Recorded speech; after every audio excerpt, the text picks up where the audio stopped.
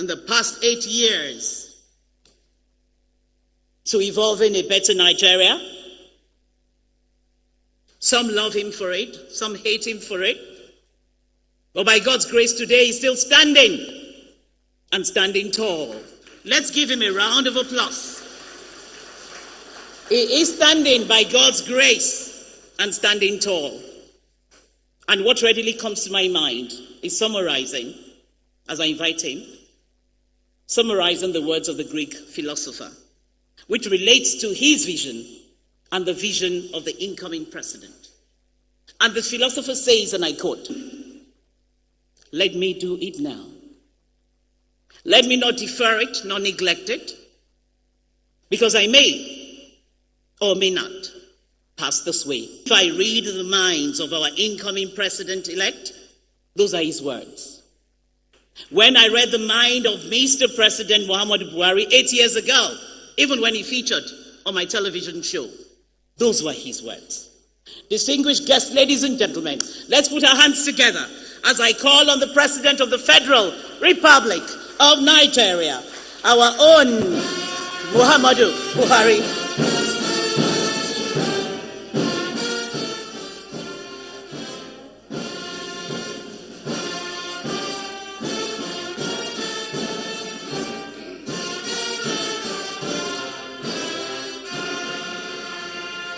Thank you. Please sit down. Thank you.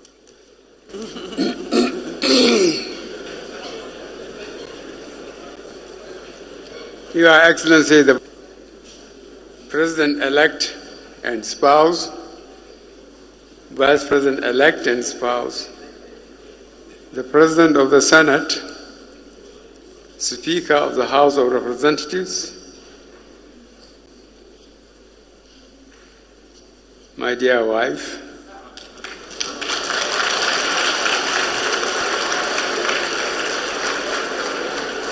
executive governors here present, members of the National Assembly, members of the Federal Executive Council,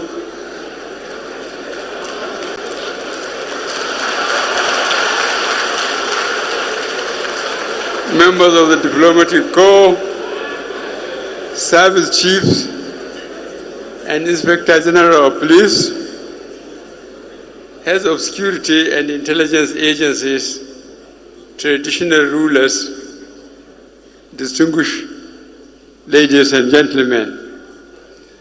It is with great pleasure and a deep sense of pride that I stand before you today to confer national honors on the President-elect and Vice President-elect, His Excellency Kashim Shettima. This ceremony marks a significant milestone in our nation's democratic journey as we inaugurate a new administration that will lead Nigeria towards greater progress and prosperity. I extend my warmest congratulations and his well-deserved victory at the February 25th, 2023 presidential election.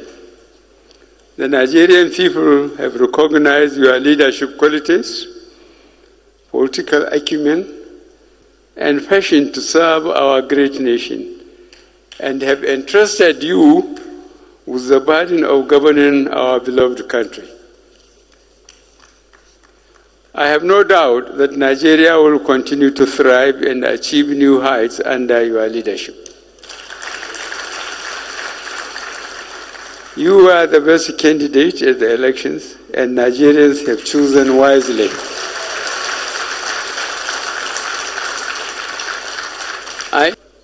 My congratulations to the Vice President-elect. Your wealth of experience in governance, your unwavering commitment to the well-being of the Nigerian people, and your exemplary leadership during challenge has made you a deserving candidate for this position.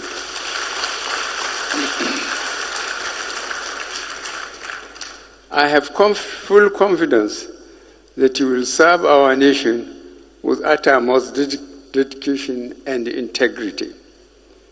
In accordance with the Honors Award Act 1963, Laws of the Federation of Nigeria 2004, Presidents, Heads of State receive the honor of Grand Commander of the Order of the Federal Republic, GCFR, while the Vice Presidents are awarded the Grand Commander of the Order of the Niger, GCON.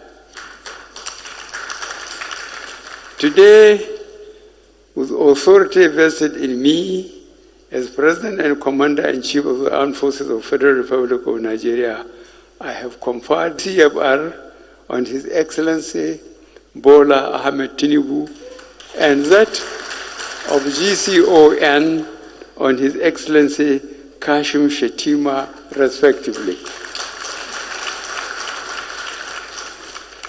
As we celebrate this auspicious occasion, let us not forget the immense responsibilities that come with leadership. The challenges facing our nation are significant, and it is the duty of the President and the Vice President to address them with courage, wisdom, and compassion.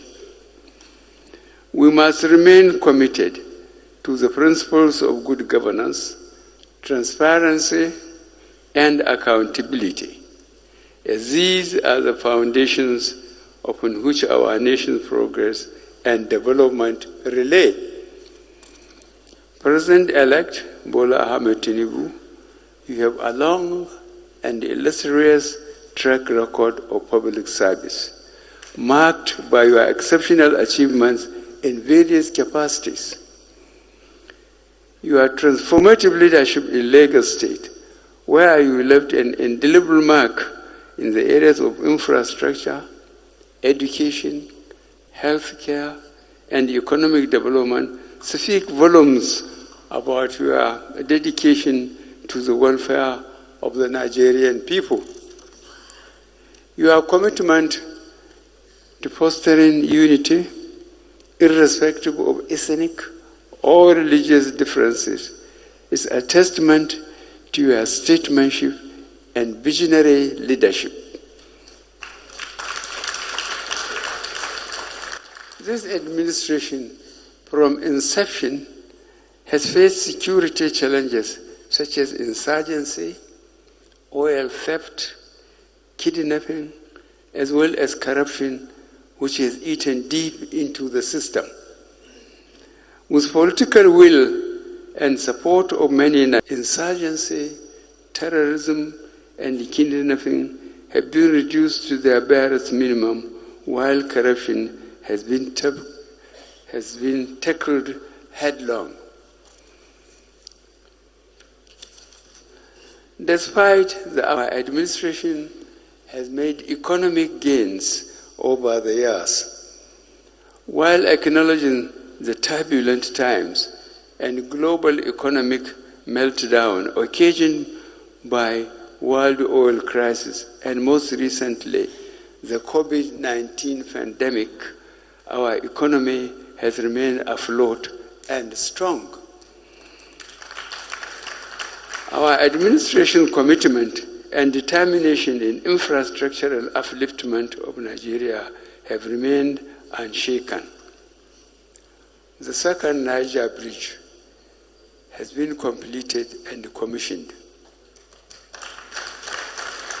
I am happy to say that no administration in Nigeria's modern history has given so much attention to roads like we have done in the last 8 years.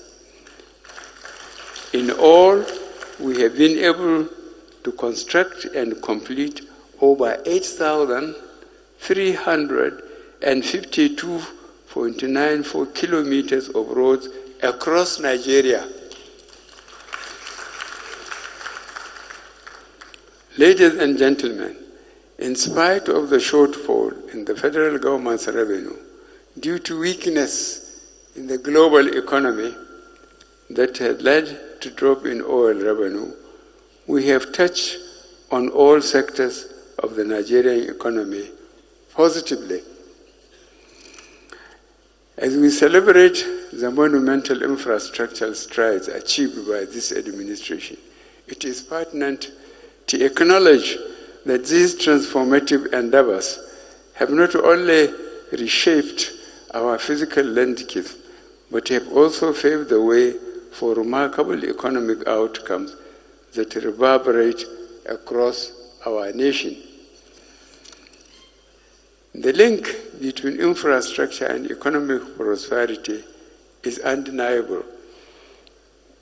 It is through the construction of roads, railways, bridges, and other critical assets that we unlock the true potential of our nation, leading to better communication, facilitating trade, and propelling economic growth.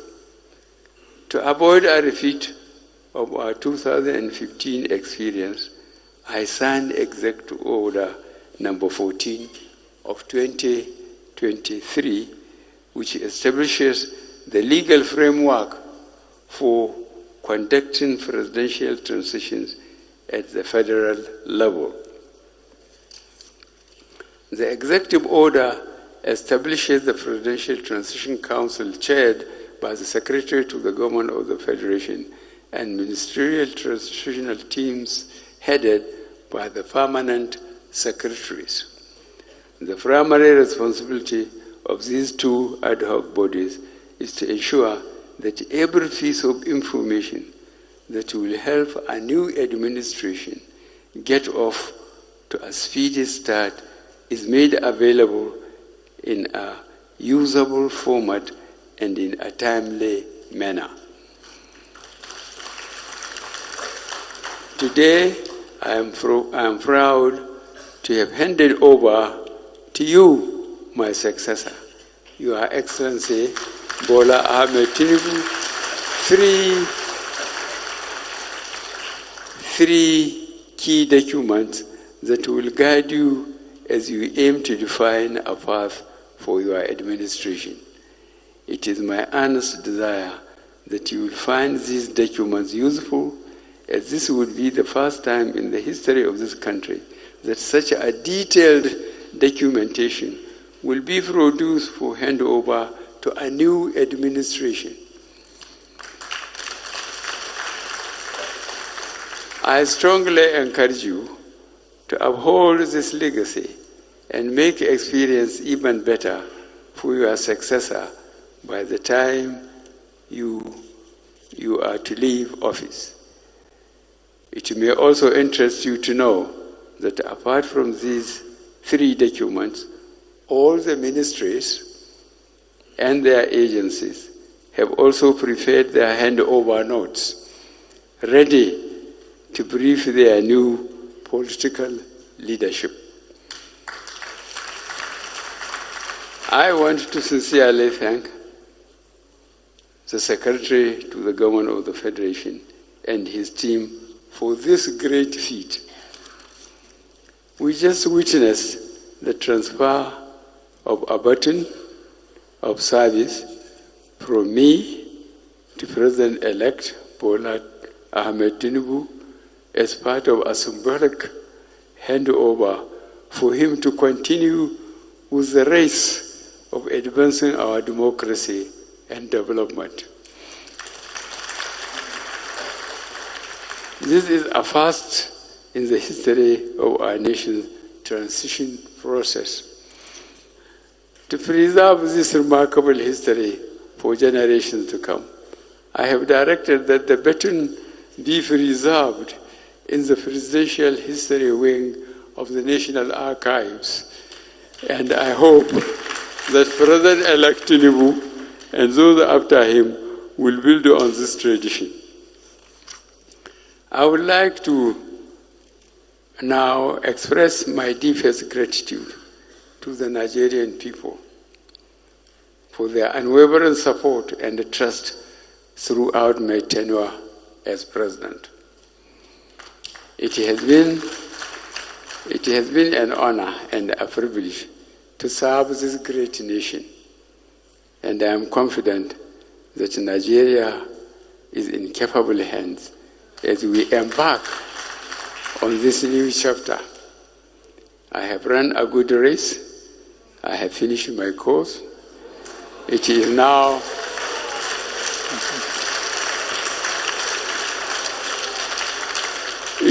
time for another to take up the baton. Once again, I congratulate President-elect Bola Ahmed Tinubu and Vice President-elect Kashim Shettima on their well-deserved investiture. May the Almighty bless you and guide you in your endeavors to lead Nigeria towards a brighter and more prosperous future. Thank you. God bless the Federal Republic of Nigeria.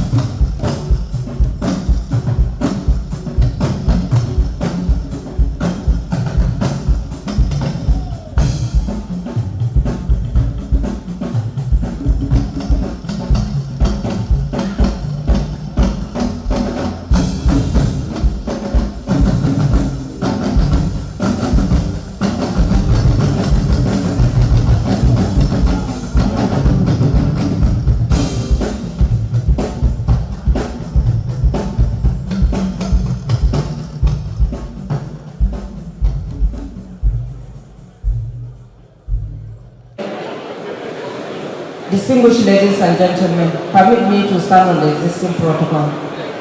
We are here celebrating our last function, me and my husband, or my husband and I. This is our last, in order to form a very fantastic memory, for good memories for our supporters. They have all their pictures in it. Thank you so much. We are going to unveil it now. Thank you so much and God bless you all.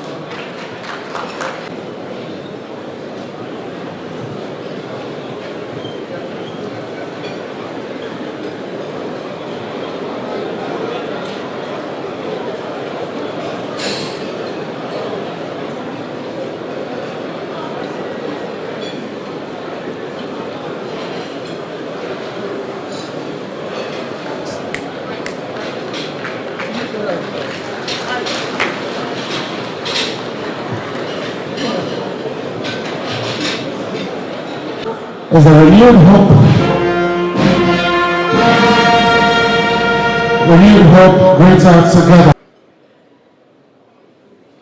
What lessons has Nigeria's democracy taught the rest of Africa, if not part of the world?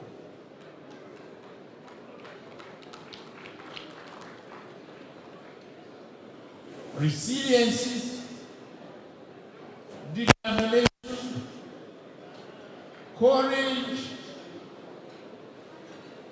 love in diversity.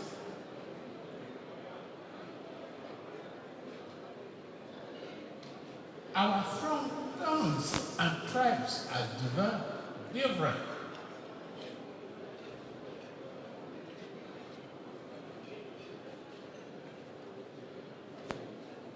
By tomorrow afternoon,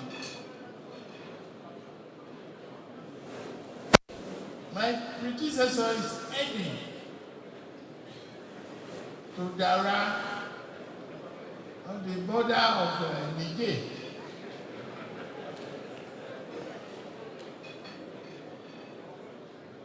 And I told him, don't worry, you will still get a knock on your door. No matter how short a man is, you will see the scar. I'll be able to find you when I need your help.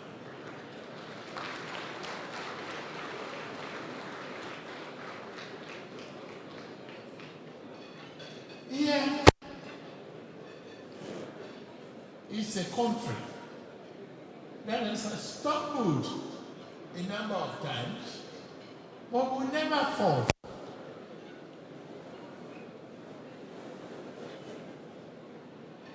We can be squeaky like old man's car, but we will never break apart.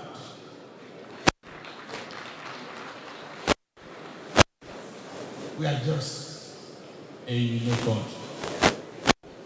That is why the motto says that things like that we must fight.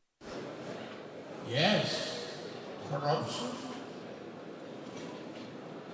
poverty, and many other problems confronting us. But don't pity me. I asked for the job. I can pay for it. No excuses. I will live up to the deal. I promise you. Thank you very much. Thank you. Especially the various heads of state in Africa that have come to share this time with us to congratulate Bola Ahmed Tinubu and his wife as the elected president of the governor in the state in our political development. 10 serving governors to the Senate. This is unprecedented in Nigerian politics. For a certain governor to fail to win election in his base. But we should look at it positively. It means Nigerians are very much aware of their powers once there is authority that can make sure that their votes count. How can a certain governor who served for 8 years in his state lose in his constituency to go to the Senate? My cows and sheep, which are much easier to control than fellow Nigerians. But I have to reduce their number because I cannot save enough to buy them feeds.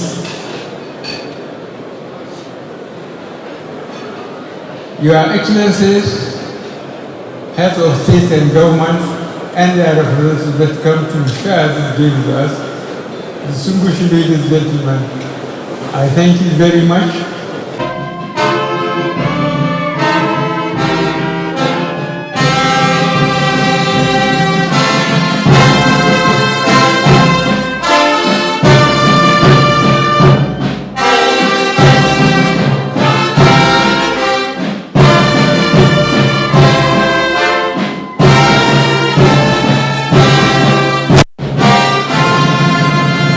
Of pastel gray as the gentleman that he is.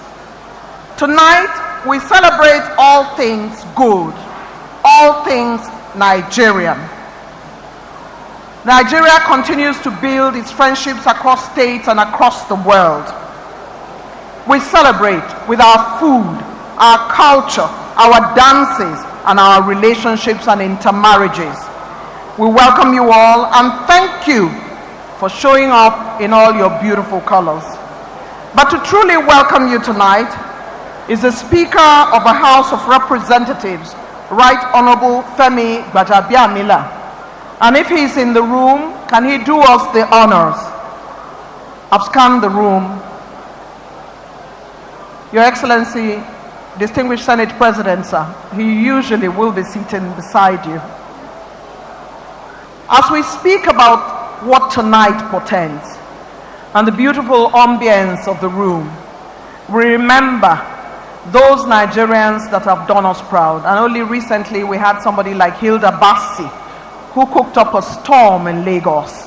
And I've always told Nigerians to be proud of what you have. There's really no place like home. And our jollof rice remains one of the finest across the land. Ahead, of course, we hear our Ghanaian brothers and sisters talk about how their jollof rice is better than ours. But I've had jollof rice from Ghana, and I've had pilau rice from Kenya, and I know that the Nigerian jollof rice in all its ramifications continues to take the cake. Your Excellencies, distinguished ladies and gentlemen, we celebrate our culture tonight by the performances we're going to be seeing, by the dances that we're going to be seeing, and we would continue to keep you abreast from the Master of Ceremony and Director of Ceremonies podium about how we're faring tonight. Once more, I welcome you. I ask you to give a resounding round of applause to our President and our Vice President as they're seated before us to show them that we truly care. We welcome you all, and I'd now like to invite Tokwe Ojeme to tell us where we're going next.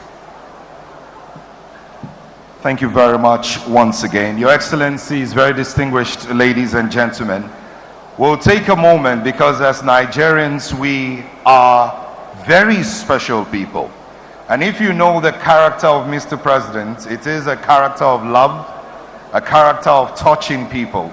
And so take a moment to say welcome to somebody in your Nigerian language. Just turn to somebody and say welcome, and make sure you say that in your language.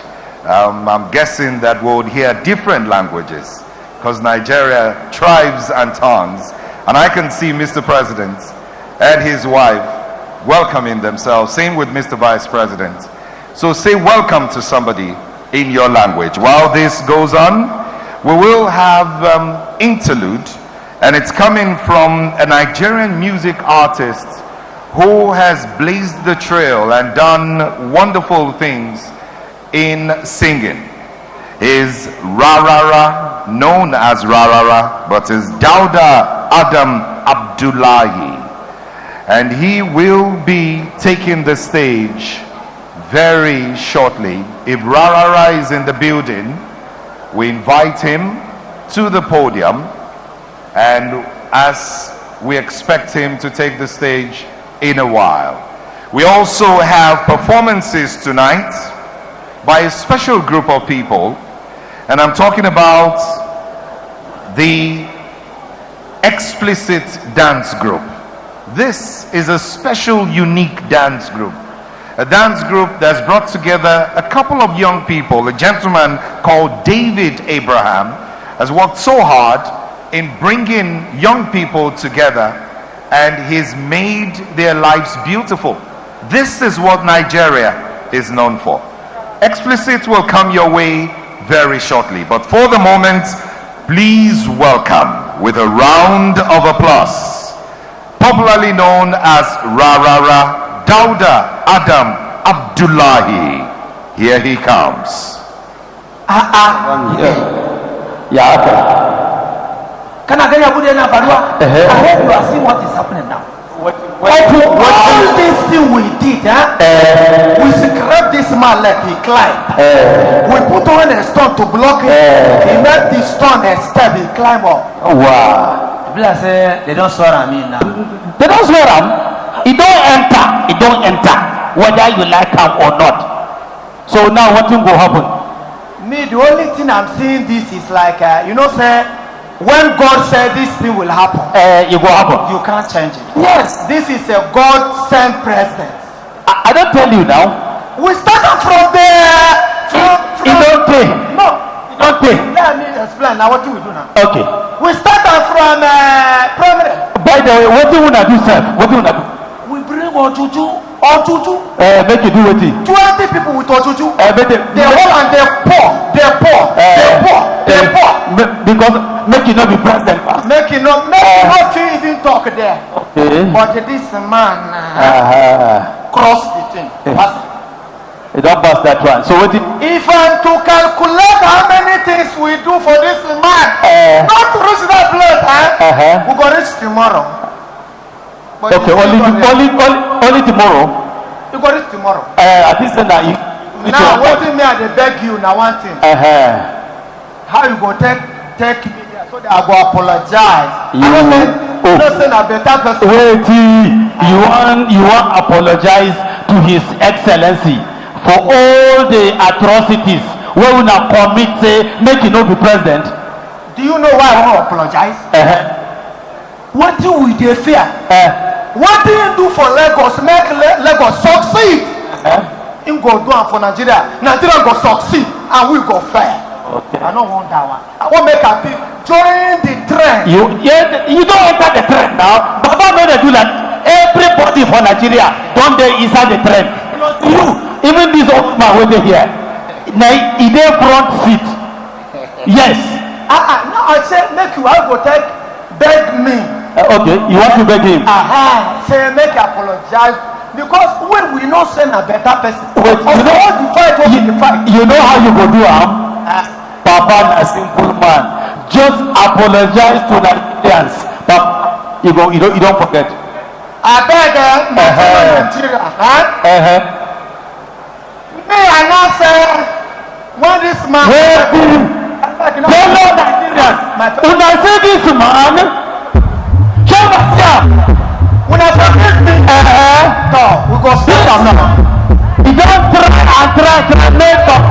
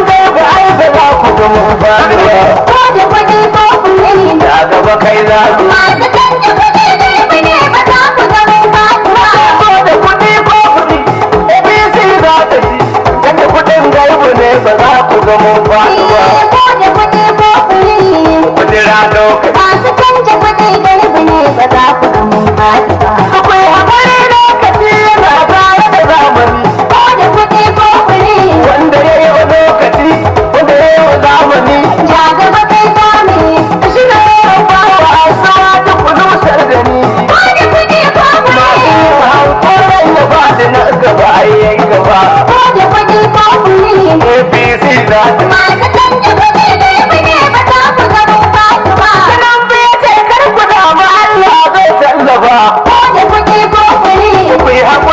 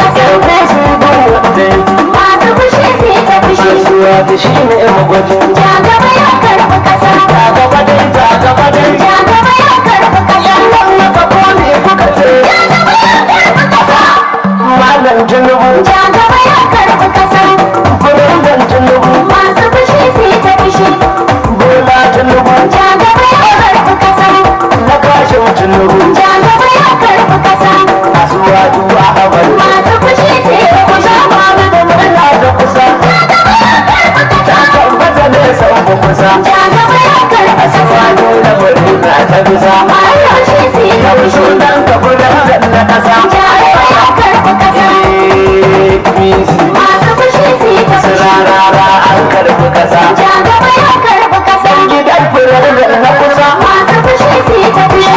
Jagaba ya karbi kasa.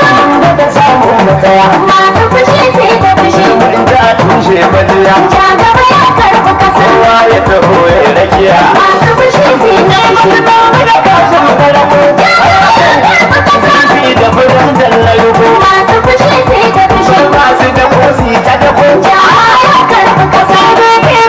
su kasa ko ta fada makasa Masu fushi su yi ta fushi. yan kwando so ba su kusa Jagaba ya karbi kasa.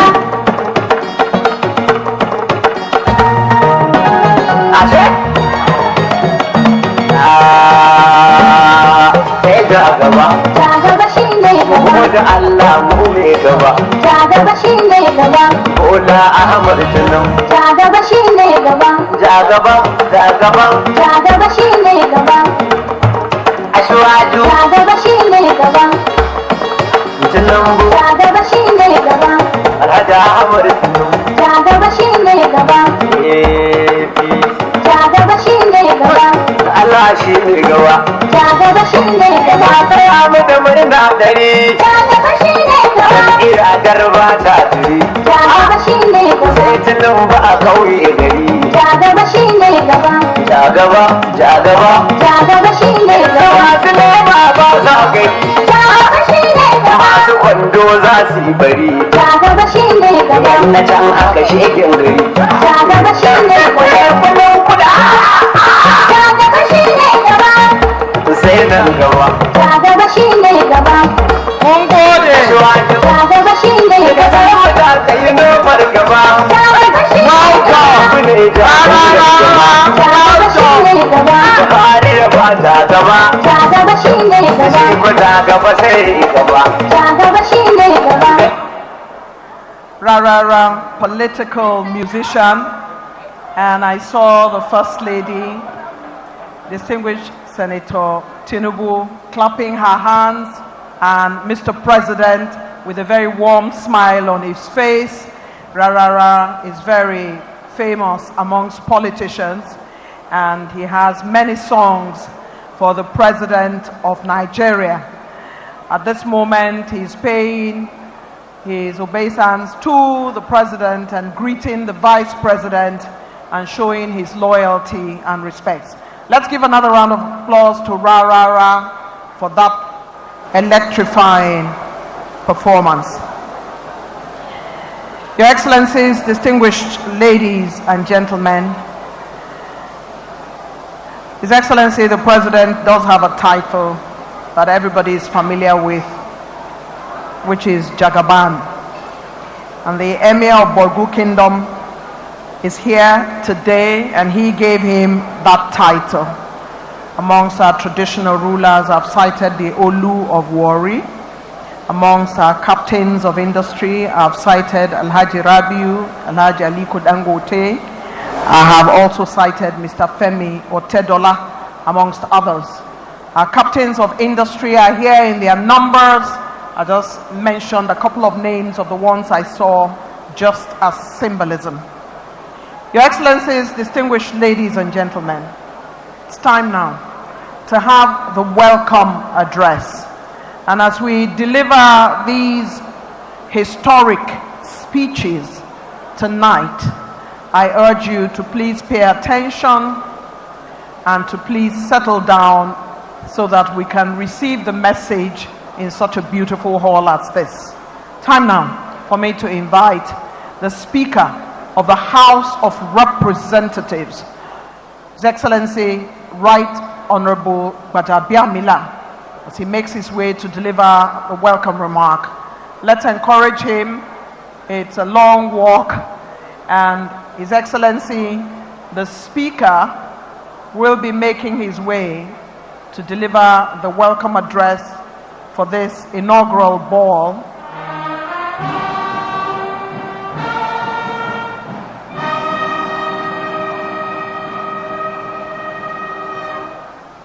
Thank you very much.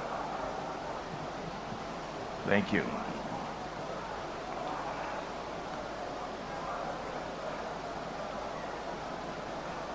His Excellency, the President, Commander-in-Chief of the Federal Republic,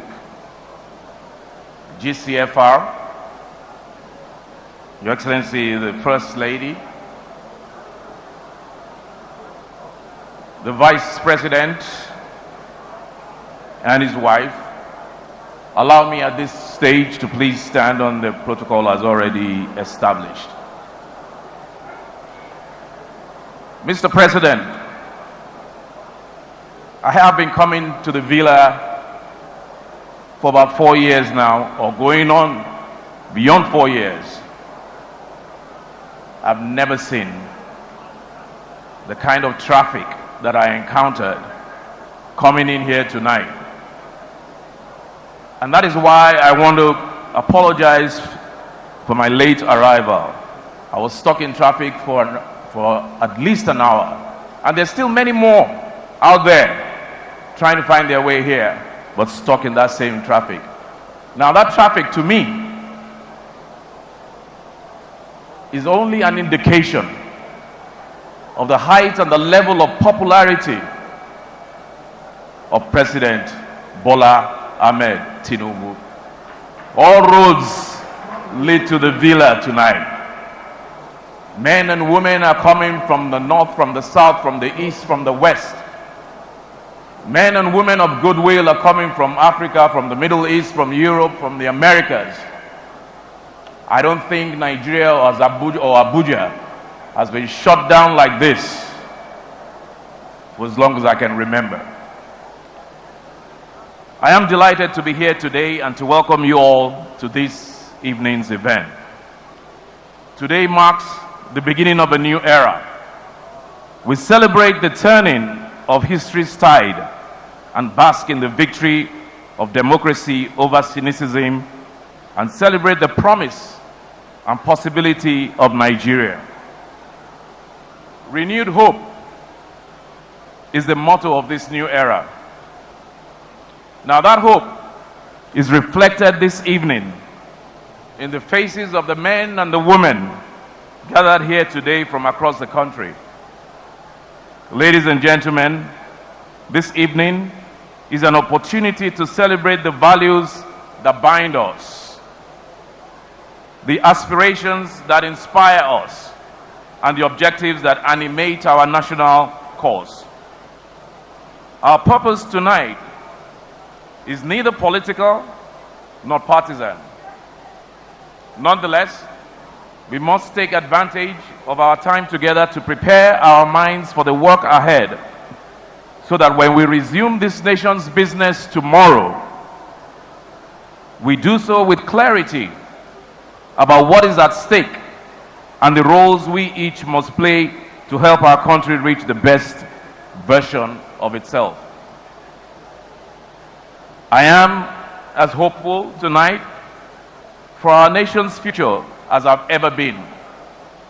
My expectation derives from the boundless excitement that heralds this new era and the supercharged energy of the nation, of the Nigerian people, who understand that in this new dispensation, we can, by the grace of God Almighty, achieve the grand ambitions that have eluded us for so long. It is said that cometh the hour, cometh the man. I am assured most of all at this moment by the quality and the character of the man who God has chosen and whom the Nigerian people have affirmed to be our President and Commander-in-Chief, His Excellency Asiwaju Bola Ahmed Tinubu, GCFR. On his behalf, I welcome all of you here this evening, and I wish you a delightful and memorable occasion. God bless you all, and God bless Nigeria.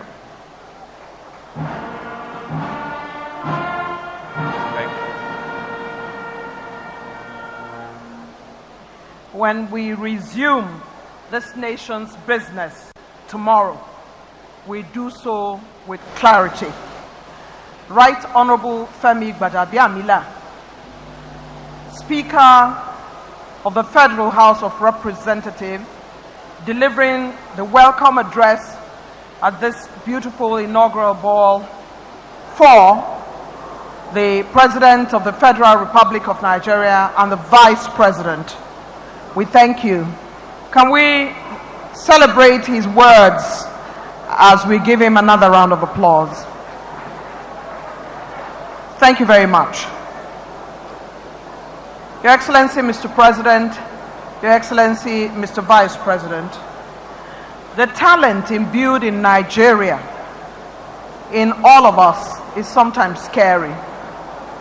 Your Excellency, some of your citizens can dance, and the same person will know how to sing, and the same person will know how to cook. Some persons are lawyers, and they are also fashion designers.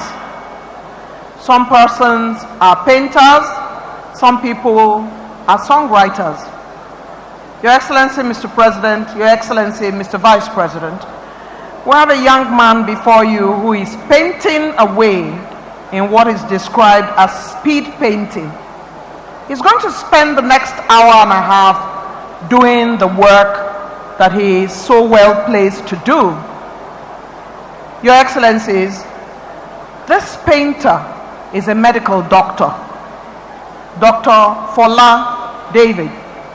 He's doing that which he enjoys. He's a self-taught painter. He's a passionate painter. We will be getting to a point in this program, Your Excellencies, where this painting will be revealed. But for now, I have on my list of things to do tonight a documentary on the trajectory of the life of His Excellency, the President of the Federal Republic of Nigeria, Bola Ahmed Tinubu, from his childhood, through his school years, through his political career, and his position as the Governor of Lagos State. That documentary has been very well put together. And because we have technology on our side, it will be shown on our screens for all of us to take a look at the journey of this man who today has become His Excellency, the President of Nigeria. I call on the producer and the concept bearer to please assist media to put this documentary on the screen. Media, thank you very much.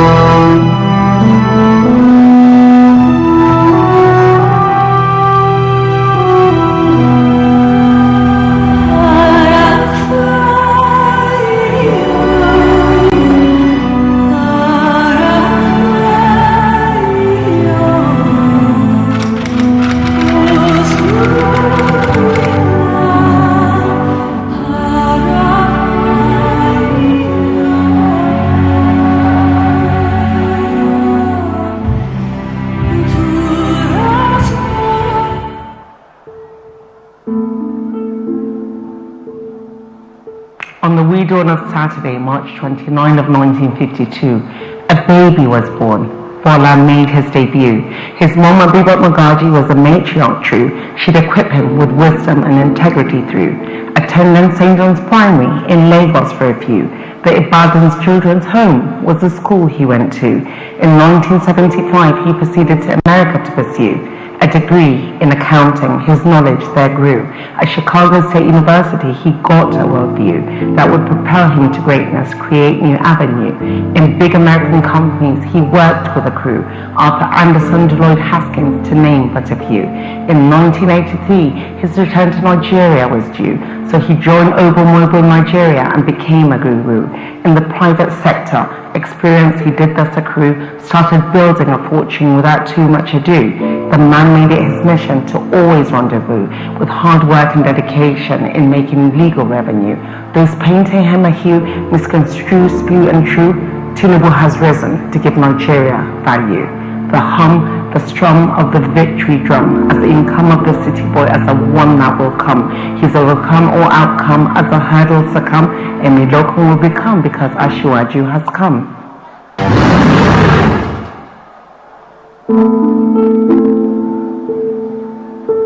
His political career began in the 1992 year when he joined SCB party as the main pioneer. Shehu Musa Yar'Adua led that factional sphere, including heavy weights from the front and the rear. He was elected to the Senate amid such big cheer, representing Lagos West in his legislative gear. In the June 12th annulment, Tinubu did thus appear as a founding member and the chief brigadier. Nadeko's democratic movement fighting the frontier, he struggled for Abiola's mandate and was made to disappear. The military force exiled due to his harsh bombardier, as transition to the Fourth Republic was in the atmosphere. Tinubu returned home to resume his political career. With Adebanjo and Adesanyan's guide, he did thus adhere to jump back into politics without fear or insincere. Alliance for Democracy was his platform to domineer. He became the part of politics and determined to persevere. He stood for the position of Governor of Lagos right there and wanted to become executive in a victory that's clear. In this role, he became distinguished from each of his peers. The hum, the strum of the victory drum, as the income of the city boy, as the one that will come. He's overcome all outcome, as the hurdles succumb. Emi Lokum will become, because Ashiwaju has come.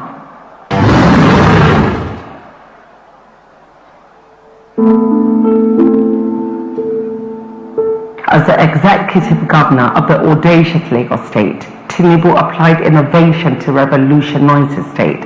He made investments with power and did concentrate on providing free healthcare to the frail and irate. He broadened the tax bracket and the revenue rate, transformed IGR from millions to billions straight. For Lagosians' employment, he set out to create empowerment drive to give unemployment a checkmate. For the infrastructure roadmap he constructed in the state that built roads and housing which were adequate. For students, he built schools that would educate. The one-day governor was a program he did activate. Decentralized to bring governance to the people's gate. Enacted policies for the vulnerables in order to compensate. Lekki Trade Zone and Eco Atlantic still do captivate. They were Tinubu's brainchild as he built his city-state. All sectors needing leadership, he made sure to cultivate an environment for the center of excellence to continue to be great. When he finished as governor, he continued to motivate. He built cerebral leaders and was the ultimate teammate. The hum, the strum of the victory drum, as the income of the city boy, as the one that will come. He's overcome all outcome, as the hurdles succumb. Emi Lokum will become, because Ashiwaju has come.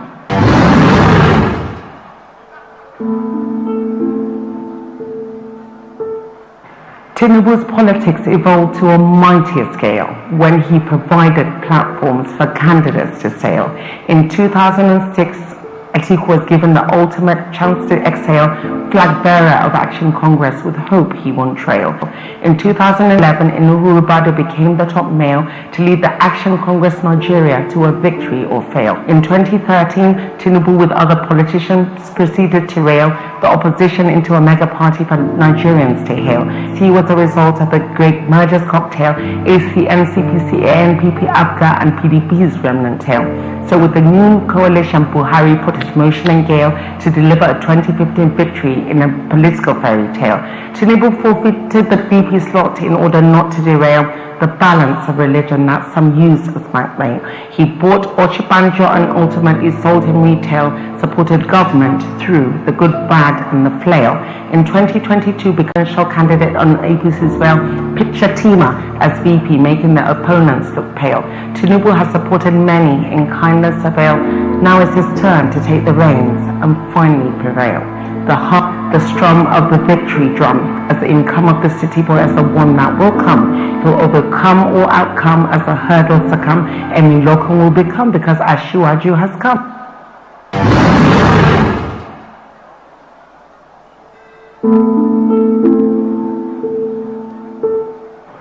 Now the policy framework he couched for our great nation is an action plan built on a renewed hope citation, providing jobs with good wages as decent compensation, manufacture, create and invest goods for our dispensation, enact agricultural policy that promotes fertile cultivation, export more, import less to incentivize economic levitation, expand infrastructure and modernize their very foundation, harness digital economy, the arts and give tourism salvation, empower the vulnerable poor and those most in frustration, generate, distribute sufficiently from their electricity station, make healthcare, education, housing and affordable creation, establish policy to create a strong security calibration, remove oil subsidy to increase our domestic sector with better quality vocation, include women and youth in the brand new administration, build railroads and roads to boost our mass transportation. There'll be judicial reform and foreign policy elevation,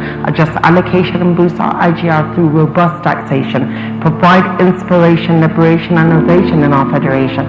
His manifesto shows a dedication to build on our foundation. The hum, the strum of the victory drum, the income of the city boy as the one that will come. He's overcome all outcome as the hurdles succumb. Emi Lokon will become because Ashiwaju has come.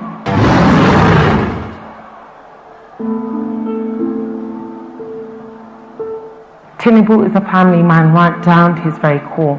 Since 1987 has been married to a wife he does adore. When they met, the kindness in his eyes was what she fell for. They entered a union through that matrimonial door.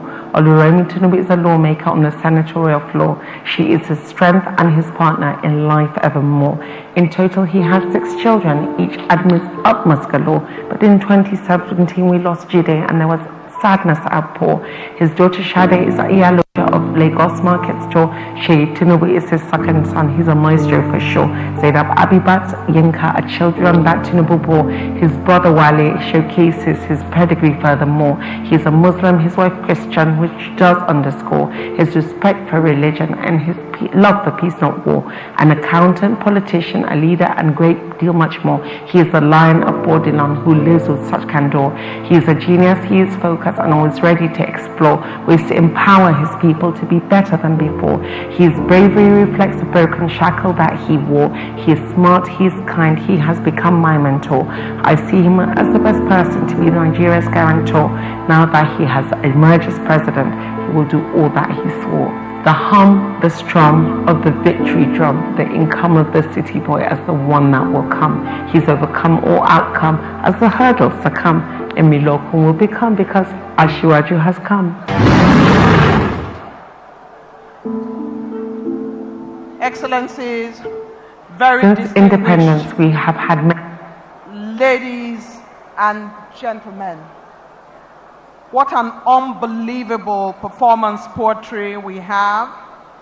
What a beautiful delivery of all those words to describe the President of the Federal Republic of Nigeria,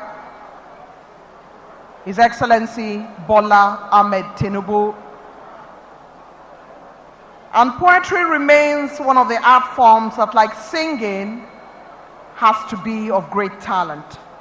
Our poet performer, Your Excellencies, distinguished ladies and gentlemen, has held us spellbound in the last 10 minutes or so. May I now invite Otumba Ajiboye, who produced it, and the concept holder, Barrister Hanatu Musawa, to take a well-deserved bow after that performance. Here they come. Let's give them a round of applause. We thank you so much. What an excellent outreach and story in poetry form of His Excellency the President. Please take a bow. Congratulations to both of you. Well done. Your Excellency, distinguished ladies and gentlemen, I'd like to now invite Dr. Ojeme, who is anchoring with me tonight, to do the next round of activities. We thank you. Oh, I forgot to mention that the Olu of Warri is here with his absolutely delectable wife. Welcome.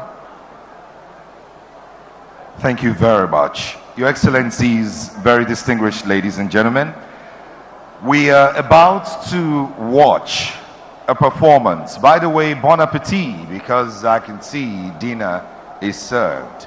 And there is enough for everyone to eat and to drink. This will be silver served, and so your table will be attended if it's not already been attended. For the next performance, they are a group of dancers. Your Excellency, Mr. President, would remember that last year they performed. You watched them and you invited them again because of what you saw. They also just a few weeks ago performed for Mr. Vice President. They're a group of young people, orphans, who have been pulled together and they've been helped to become productive and to pay their fees, go to school. Some of them are now married. Over 400 young persons produced from this group. They are the explicit dancers put together by a certain Mr. Abraham, who will be leading them. Please welcome Your Excellencies, distinguished ladies and gentlemen, explicit dancers. A round of applause will be appropriate, if you can, while you eat.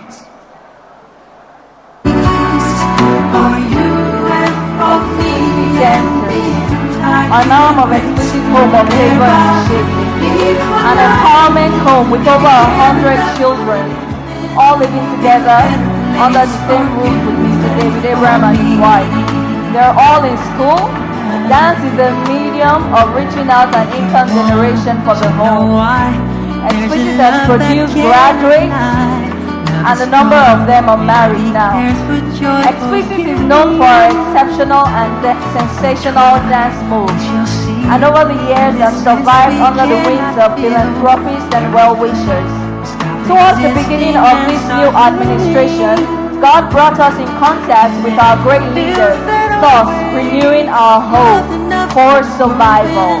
Explicit dancers.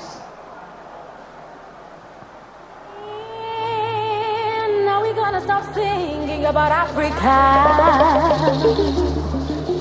Tell me when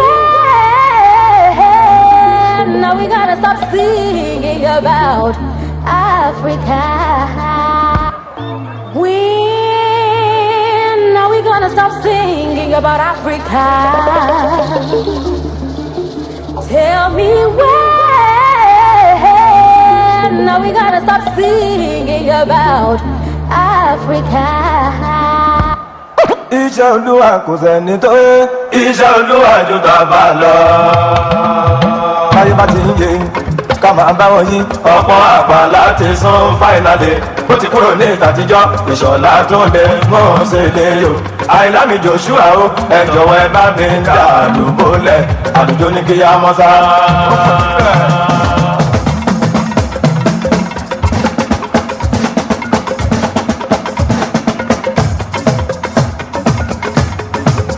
Báyé bá ti ń yé ìṣọ̀lá ká máa bá wọn yí. Ọ̀pọ̀ àpá láti sún fáìnàlì. Ó ti kúrò ní ìtàtijọ́. Ìṣọ̀lá tó lè mọ̀ ṣe lè yò. Àìlámi Joshua o, ẹ jọ̀wọ́ ẹ bá mi dà lùbọ́lẹ̀. Àlùjọ ní kí á mọ́ sá. Báyé bá ti ń yé ìṣọ̀lá ká máa bá wọn yí. Ọ̀pọ̀ àpá láti sún fáìnàlì. Ó ti kúrò ní ìtàtijọ́. Ìṣọ̀lá tó lè mọ̀ ṣe lè yò. Àìlámi Joshua o, ẹ jọ̀wọ́ ẹ bá mi dà lùbọ́lẹ̀. Àlùjọ ní kí á mọ́ sá. Ojú wa ni ó ṣe balùwẹ̀ tó lóhùn òdòdó ńlá o. Ìṣọ̀lá tó lè mú ṣe lè yò. Ṣáma wò wọ́n níran, ẹ̀yìn lọ́mọ adìyẹ ń tọ̀ya ẹ̀, kò séwu fún wa rárá. Ẹnu wọn ni ó pa wọ́n, Babátúndé ó dá mi lójú. Ẹyẹ òróbó tó bímọ méjì, tó nílé òun ti kú ṣọṣọ, àsìkò ti tó. Ta ó sọ fún wọn, Fáṣíwájú yìí làjẹ́, kò ní burú kórí, kádébìlà sórí kún ẹsẹ̀. Kò ní burú kórí, kádébìlà sórí kún ẹsẹ̀. Ẹnu wọn mẹ́fà, ẹnu wọn méje, àwa ò fẹ́ lẹ́nu méjì ṣeré mọ́. Let me see.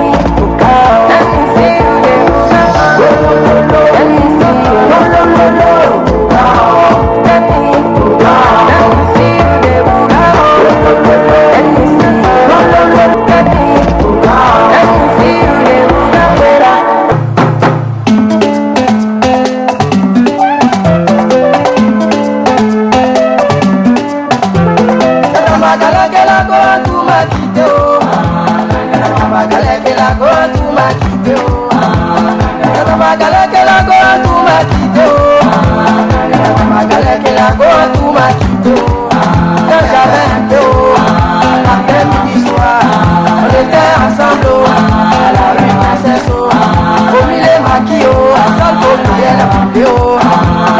L'argent est fini, un tout a changé de côté. Maribana, elle a changé de côté.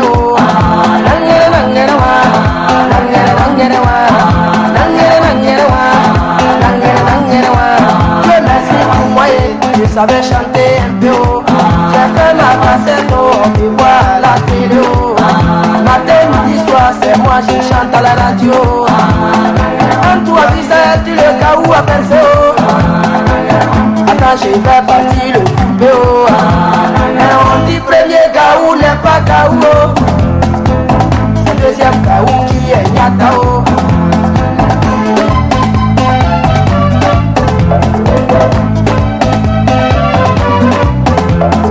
On dit premier gaou n'est pas gaou. C'est deuxième gaou qui est nyatao.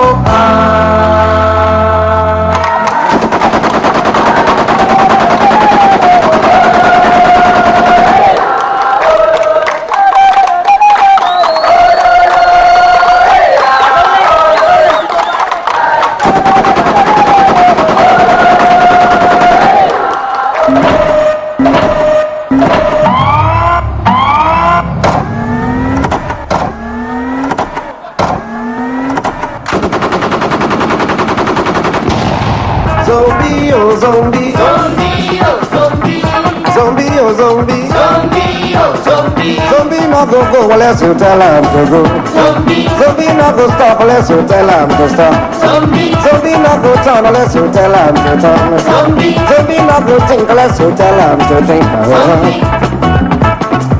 Tell him to go straight, na joro jara joro. No break, no jam, no sense, na joro jara joro. Tell him to go kill, a joro jara joro. No break, no jam, no sense, a joro jara joro. Tell him to go quench, a joro jara joro.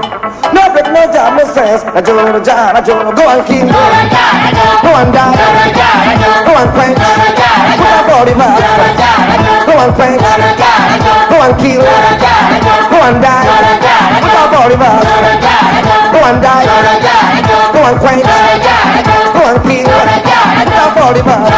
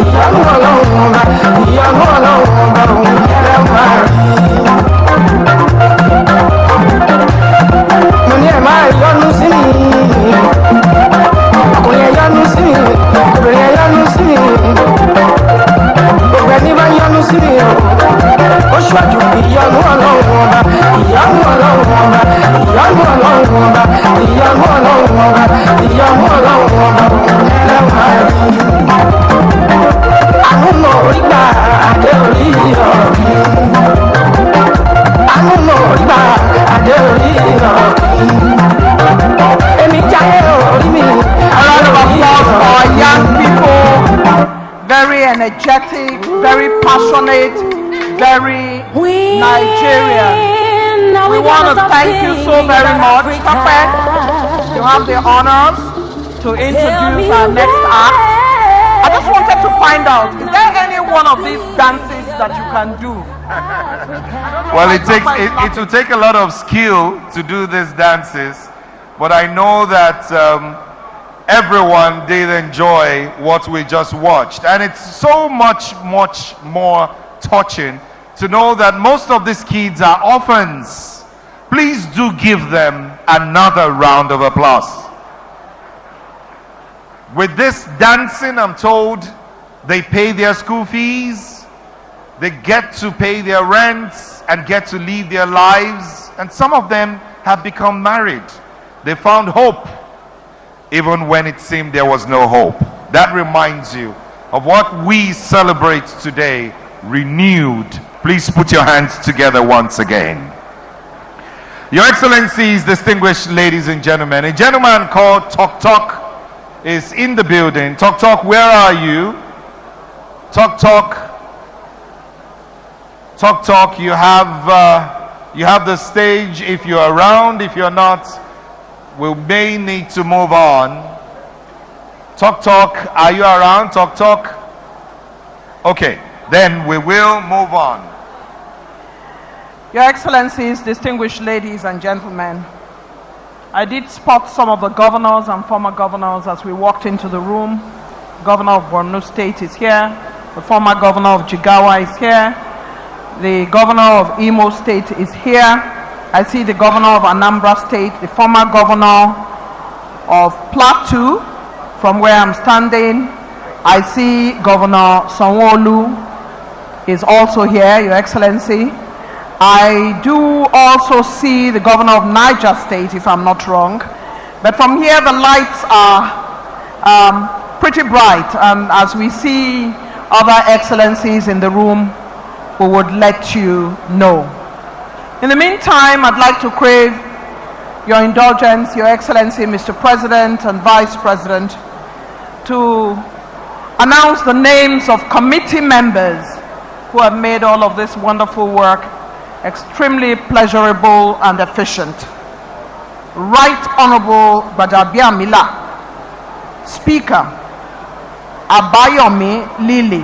These are members of the committee for this wonderful work here tonight. My friend, sister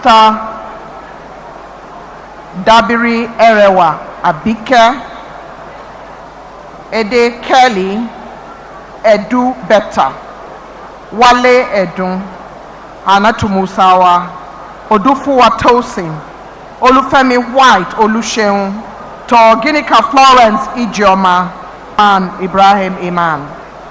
And as we began our work, we received what you would call some validation from our Oga, Otumba Olusegun Oshoba. Good evening, sir. Good to see you. Your Excellency, distinguished ladies and gentlemen, Tope has the next set of activities. Tope? We now bring in Mr. Tok Tok. You have 5 minutes. Thank you, thank you. Distinguished ladies and gentlemen, Your Excellency, the most wonderful, delectable president ever in Nigeria. I greet you from the depth of my heart. Your Excellency, President Bola Tinubu, I told my village people that I will make it. They were yimmering for me. Today, ladies and gentlemen, I'm performing to the president of the most populous black nation in the world. Have I not made it? Have I not made it? Thank you. Mr. President, sir, when they were saying the dancers were orphan, I make pleasure to let you know that I am also an orphan. So whatever package you have for orphans, please include my name, Tok Tok. Thank you, mommy. Thank you so much.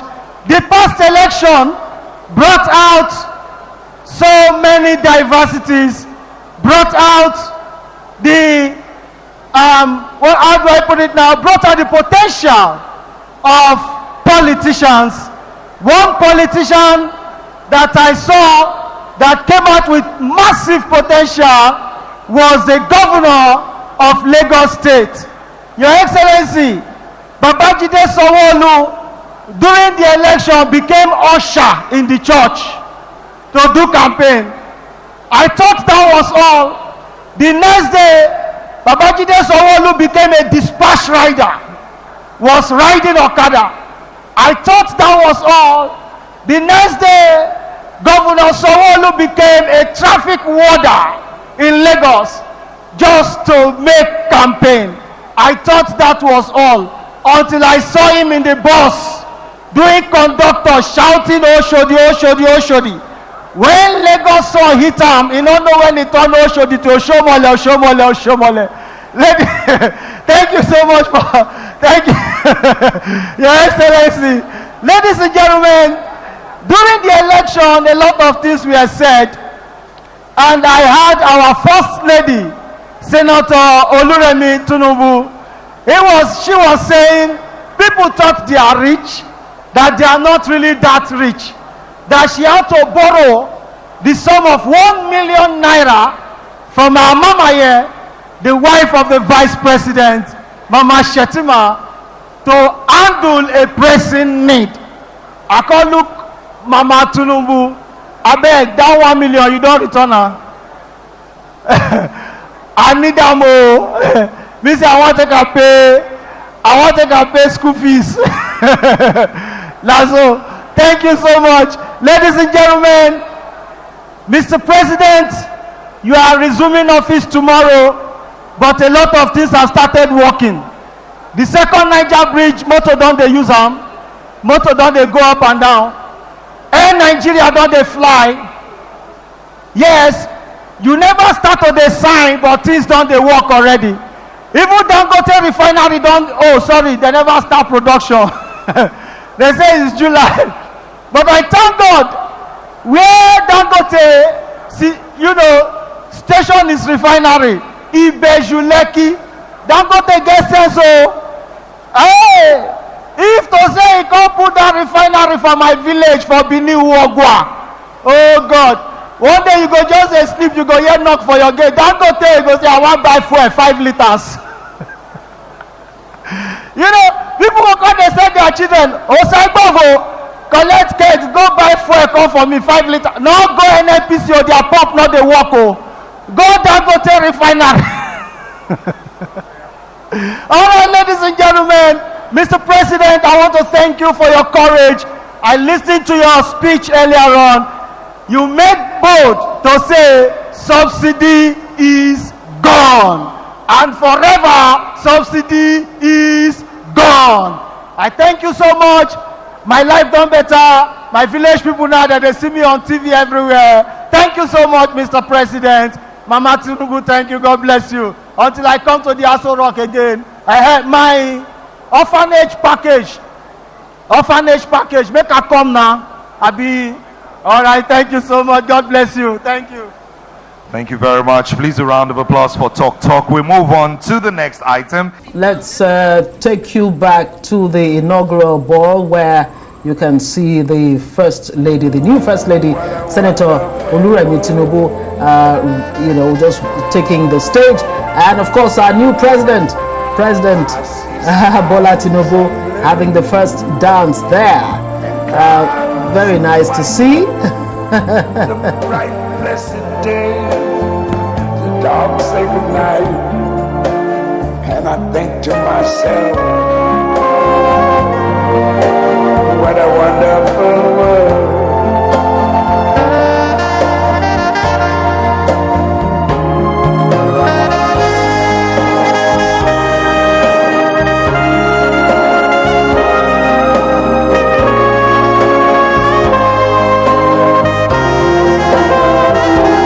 Now invite Mr. Vice President and his wife. Mr. Vice President and his wife will now join Mr. President and his wife on the podium for this inaugural dance. The colors of the rainbow, so pretty in the sky, are also on the faces of people going by. I see friends shaking hands, saying how do you do. They're really saying I love you. I hear babies cry, I watch them grow. They're like much more than I ever knew. And I think to myself, sun. What a wonderful world.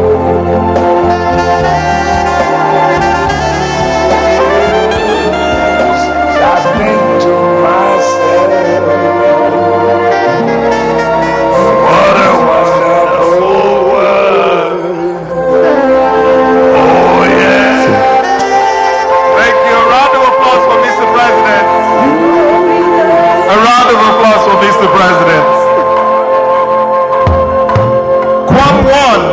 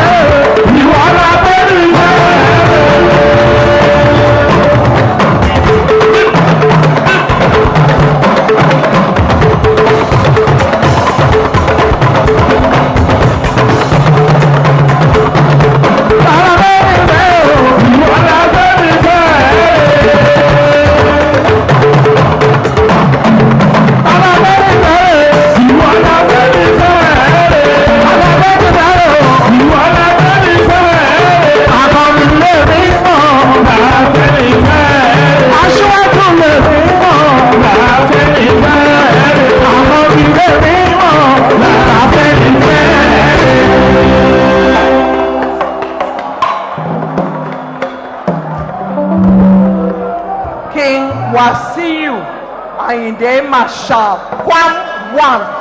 Congratulations. King Wasiu Ayinde Marshal has been the one that has performed for His Excellency the President and his lovely wife, and His Excellency the Vice President and his lovely wife. What an incredible performance. Did any of you see Mr. President break into one of those really fascinating Yoruba dances? And then did you see the Vice President in all his swagger show that he can dance? And then, of course, their wives proved that dancing is truly Nigerian. This is time we invite one of Nigeria's biggest voices. And all right, you just saw moments ago the first dance from the new president and, of course, the first lady, the first inaugural dance as president and First Lady. Of course, they were also joined by Vice President Kashim Shettima and his wife, Hajia Nana Shettima, showing us the good down steps there. For the VP, he's always been a Lagos boy. Yes, a Lagos boy. Gentleman who's lived his banking days, perhaps, and a few of talking about the Vice President. Yes, while he was also a lecturer in the Southwest, and this is the first public dance they're having as President and Vice President. The other dances we saw during the campaigns, and sometimes try to wriggle to the beat softly and nicely. And I like, Kwamwon's line there. It says, Tinubu today, Alafia today. You know what that means, of course. Tinubu is here. The good life is here. That's what it means. All right, let's take you back there. Yes, Solai?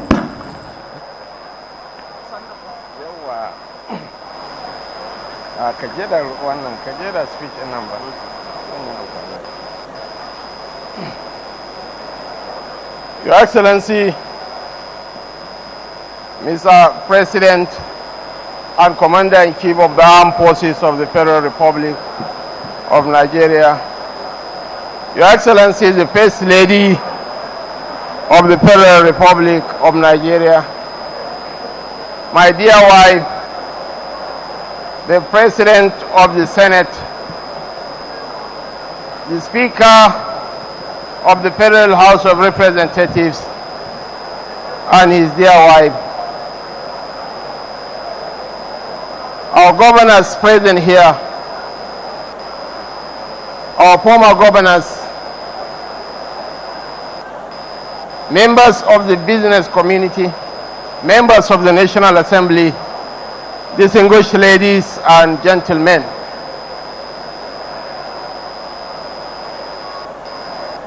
Victor Hugo, a French novelist and poet, once said that there is nothing as powerful in this world as an idea whose time has come. Your Excellencies, ladies and gentlemen, Asiwaju Bola Ahmed Tinubu is an idea whose time has come. This is an idea that was not incubated 3 years ago.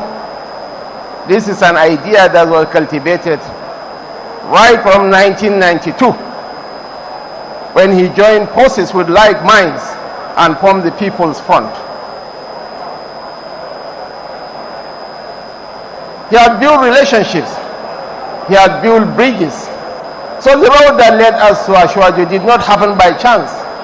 He had shown a proclivity, a propensity, an inclination to invest in building bridges across the length and breadth of this nation. Exactly about a year ago, there was palpable tension in the land prior to the 8th of June APC presidential primaries. Dreams, when persistent, are capable of turning into realities. T.E. Lawrence once said that all men dream, but not equally. Those who dream in the dark recesses of the night awake in the day to find all was vanity. But the dreamers of the day are dangerous men, for they may act their dreams with open eyes and make it possible.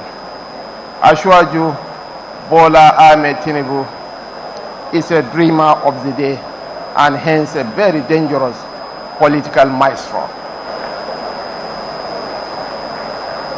We are here to celebrate the inauguration of the 16th President of the Federal Republic of Nigeria. A man of ideas, a man of action, a man with a propensity of building leaders. Your Excellencies, ladies and gentlemen, I want us all to pick full of our cups and toast to democracy,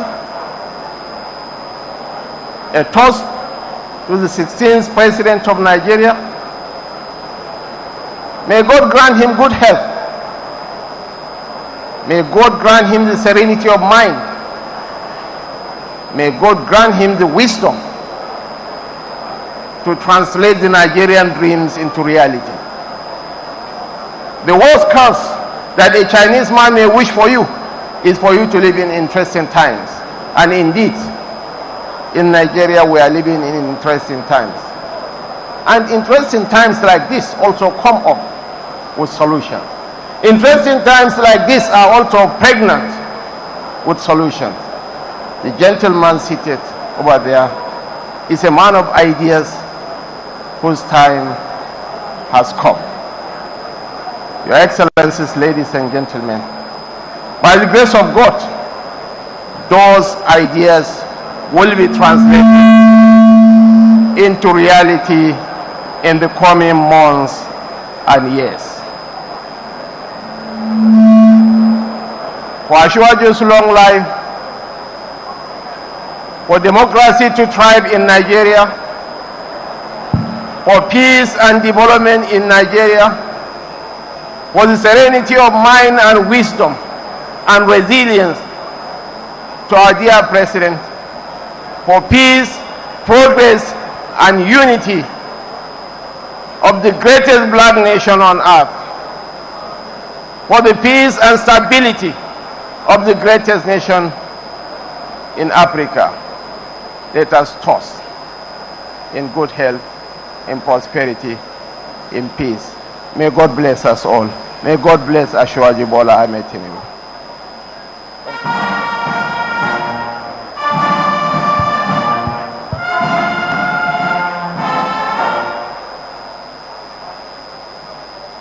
Your Excellencies, distinguished ladies and gentlemen, His Excellency the Vice President has proposed a toast in salute to the Federal Republic of Nigeria, and everybody's glasses are being clinked now to celebrate this inauguration ball.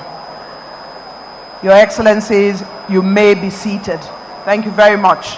You may be seated. I did mention earlier on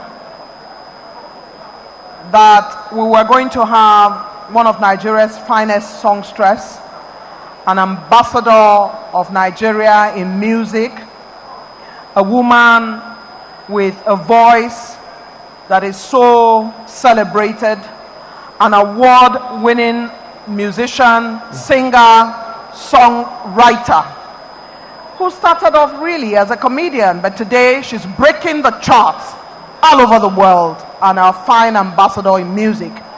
She's also a judge on some of the most important singing contests and competitions across the world. Please help me welcome the phenomenal Waje.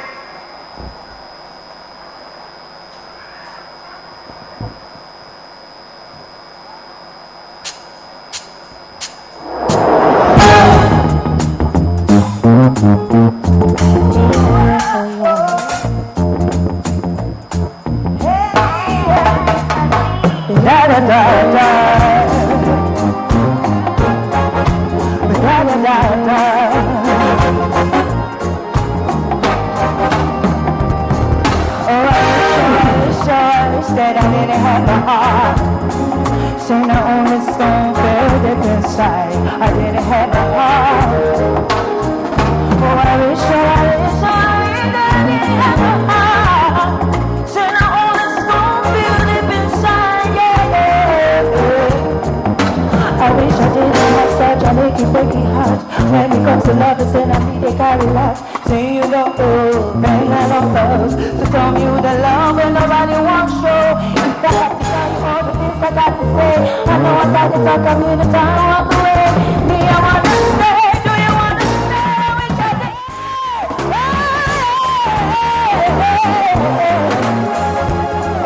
So now all the storm filled deep inside me.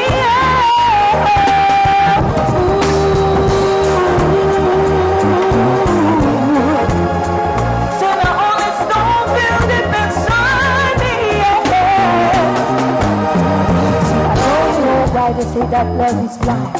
Sometimes it be like saying I can crush you one day, yeah. Yeah.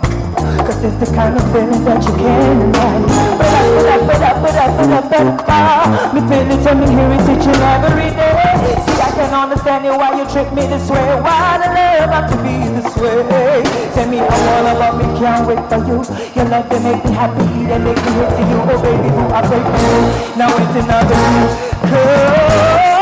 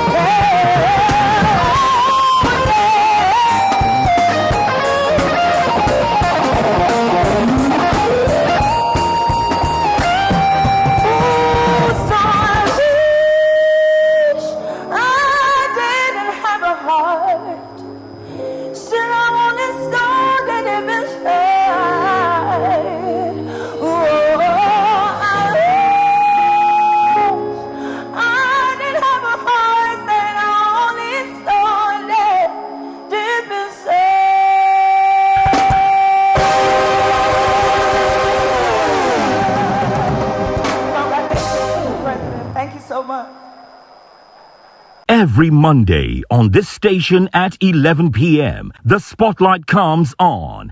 It's the Biscon Show. From the heart of the action to your screen, BOS brings the glitz, the glamour, and the stories that matter. Airing on AIT, streaming on Biscon TV through GoTV channel 144, and across Instagram, YouTube, Facebook, and TikTok. We're everywhere you are. From star-studded weddings to political events, corporate galas to celebrity interviews, BOS takes you behind the scenes with style, class, and authenticity. Powered by Biscon Television, our cameras don't just capture moments, we make them unforgettable. With crystal clear visuals, exclusive features, and premium storytelling, we bring you the faces, the voices, and the vibes that shape our world. Hosted by the legendary Prince Biscon, it's more than a show. It's a celebration of life, culture, and excellence. For news, events, and entertainment that shine bright, stay tuned. The Biscon Show. Every moment, pure magic. Back on the beat. BOS International Magazine is back. It's bold. It's fresh. It's everything BOS in print.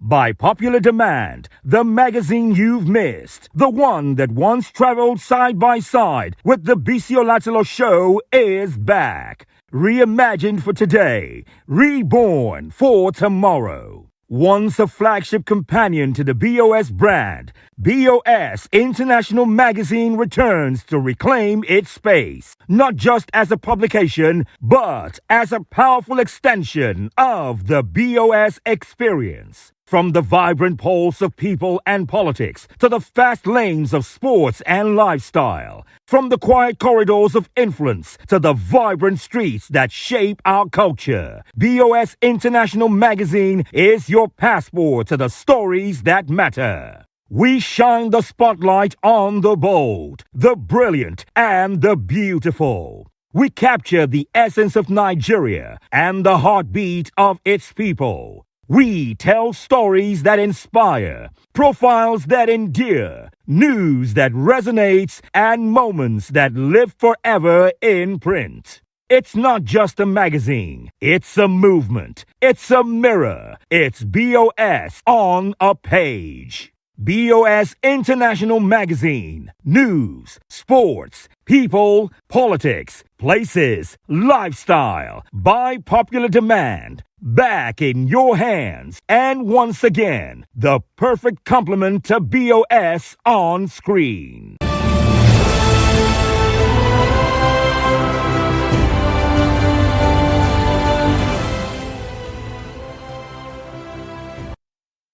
former Nigerian president Muhammadu Buhari has passed away at the age of 82, marking the end of a chapter in Nigeria's political history that was shaped by discipline, anti-corruption crusades, and debates around democracy and governance.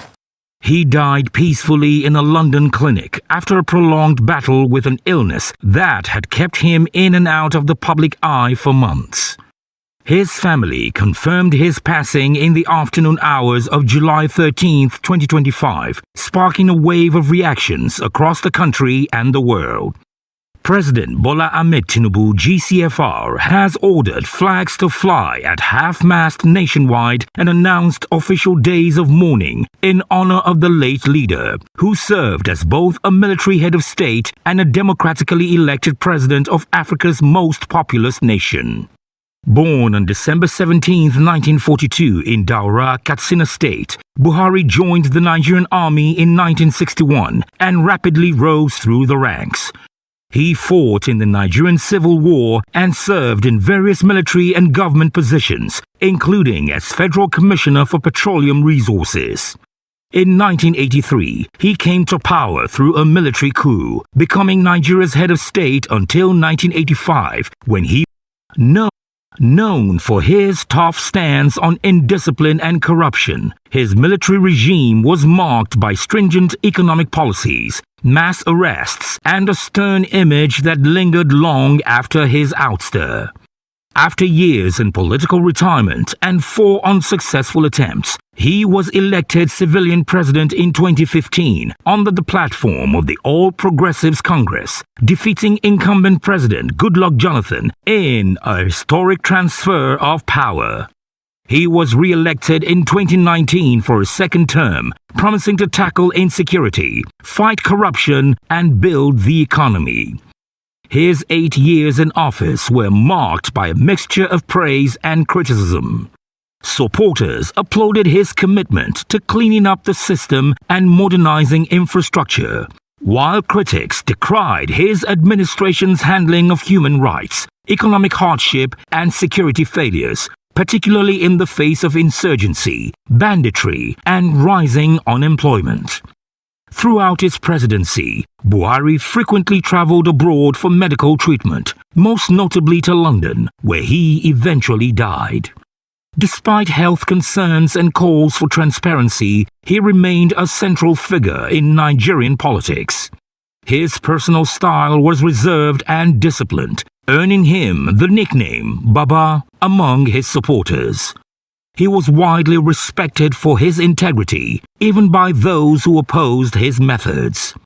After leaving office in May 2023, he retired quietly to his hometown of Daura, where he maintained a low profile and occasionally issued statements on national issues. His death marks the passing of a man who, for decades, loomed large over Nigeria's political landscape. Tributes have been pouring in from across the globe, reflecting the impact of his life's work both at home and abroad. Buhari will be remembered as a soldier, statesman, and symbol of both discipline and controversy. As his remains arrive Nigeria to be buried according to Islamic rites, a state funeral is also being planned to honor his memory.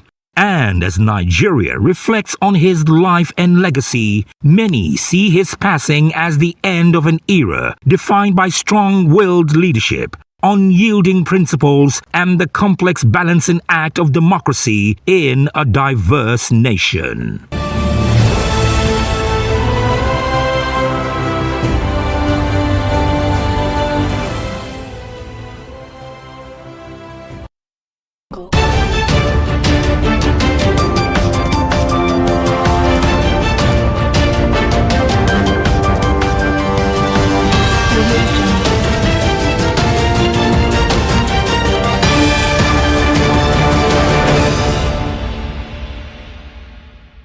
Hello, welcome to Biscon TV News.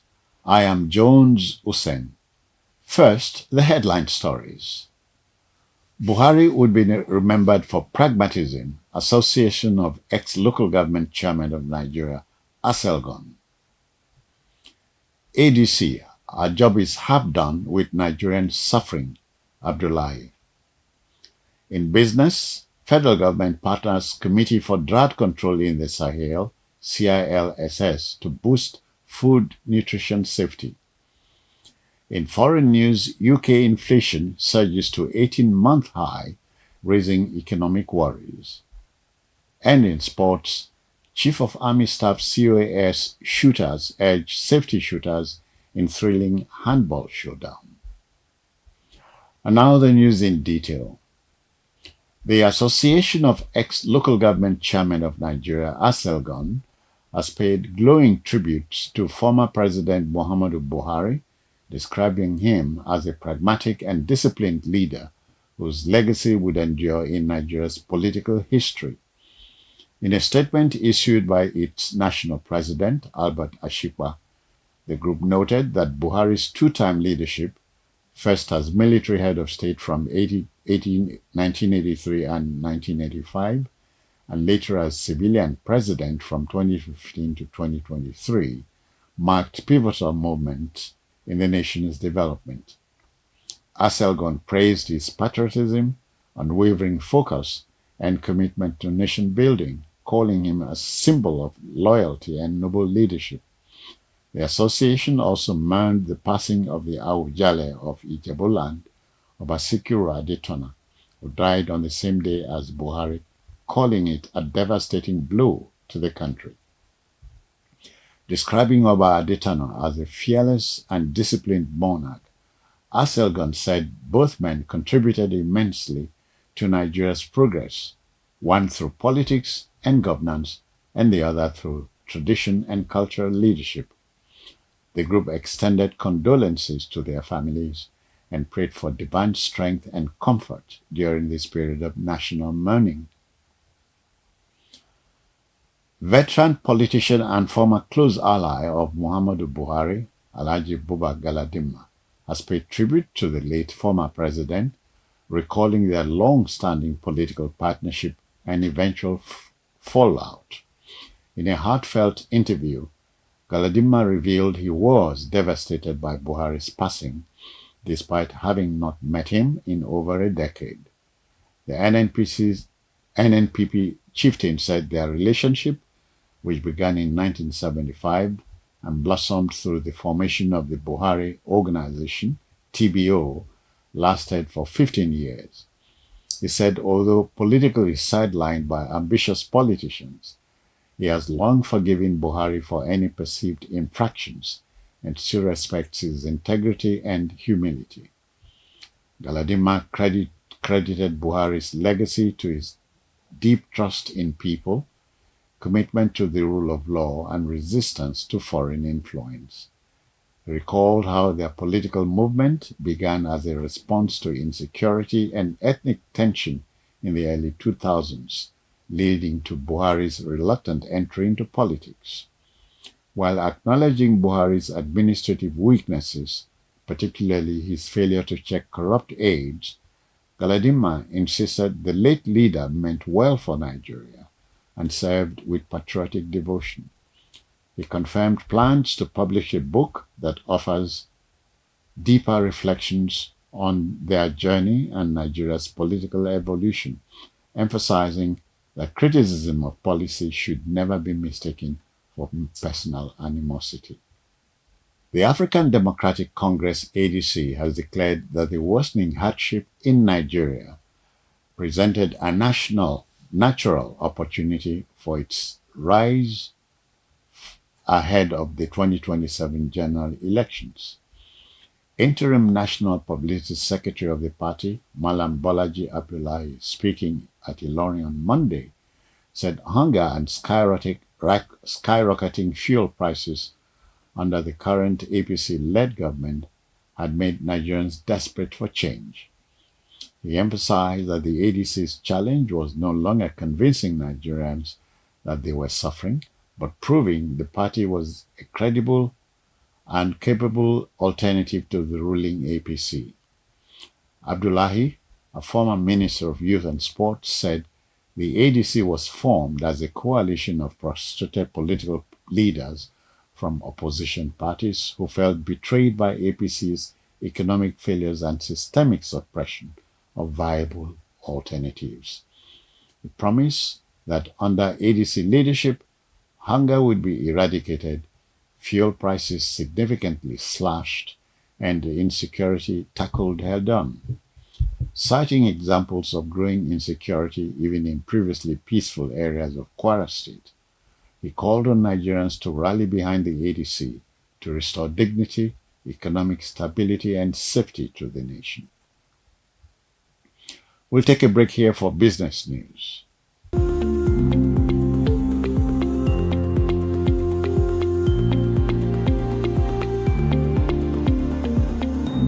Welcome back.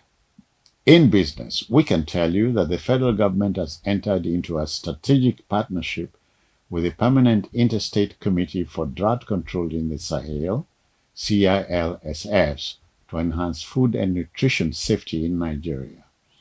Minister of State for Agriculture and Food Security, Aliyu Abdullahi, disclosed this on Tuesday during a courtesy visit by CILSS Executive Secretary Abdullahi Muhammadu.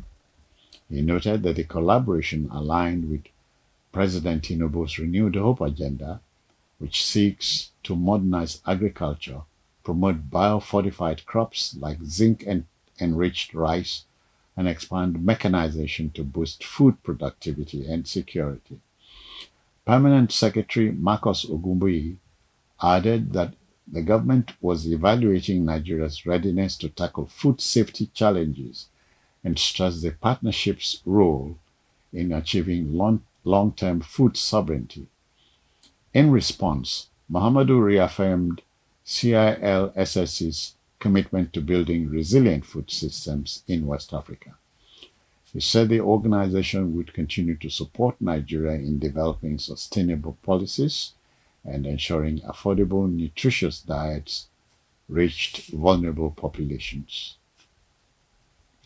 A break here for foreign news.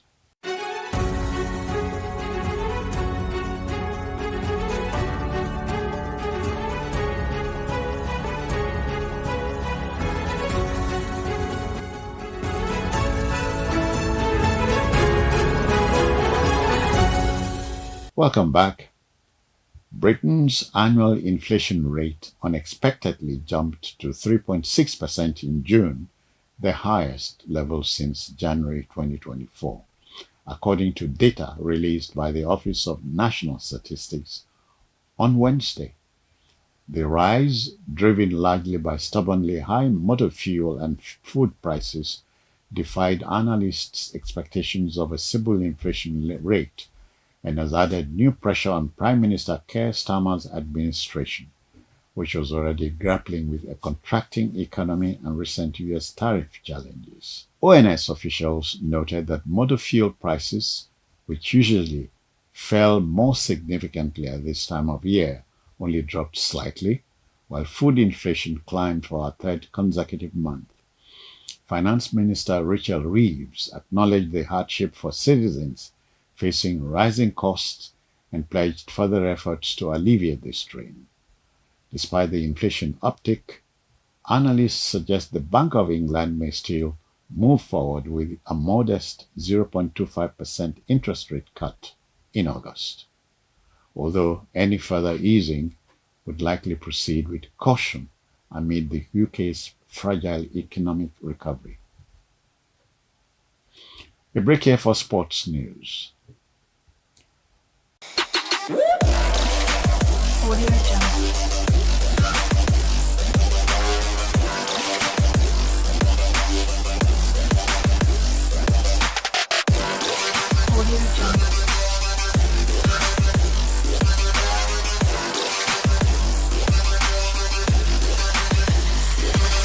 Welcome back.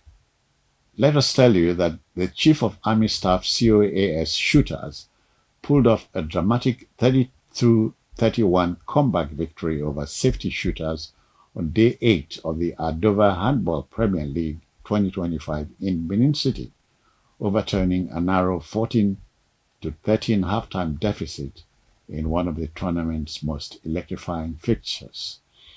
The Army team displayed grit and resilience in the dying minutes to stun their rivals and keep their title hopes alive.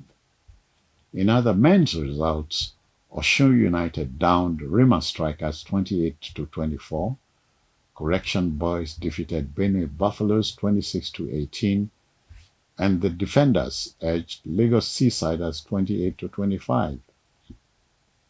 Defending champions Tojo Marine Academy also maintained their dominance with a 31-25 win over Niger United. In the women's category, Rivers Queens outclassed Ekiti Queens 31-23, while Safety Babes continued their unbeaten run with a commanding 31-26 win over Imo Grasshoppers.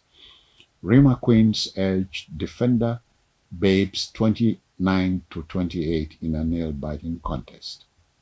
As Phase 1 of the league nears its climax, the intensity across both categories signals a fierce battle for supremacy among Nigeria's elite handball teams. And finally, in entertainment,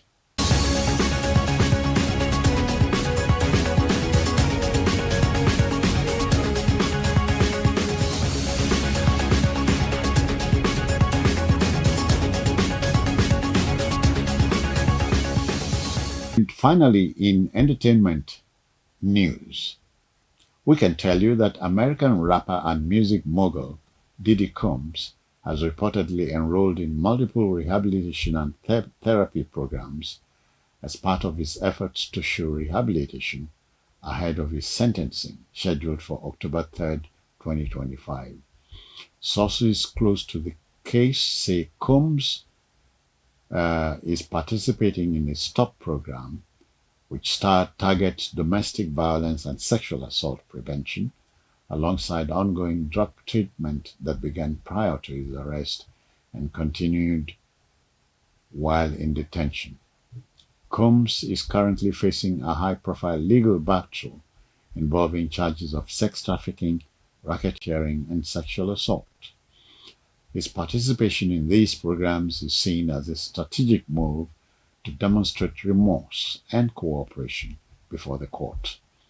The developments come amid intense public and media scrutiny as the former Bad Boy Records CEO attempts to navigate the most serious legal crisis of his career. On that note, we end Biscon TV News for now, compiled and produced by Victoria Adekoya. I am Jones Hussein. Many thanks for watching.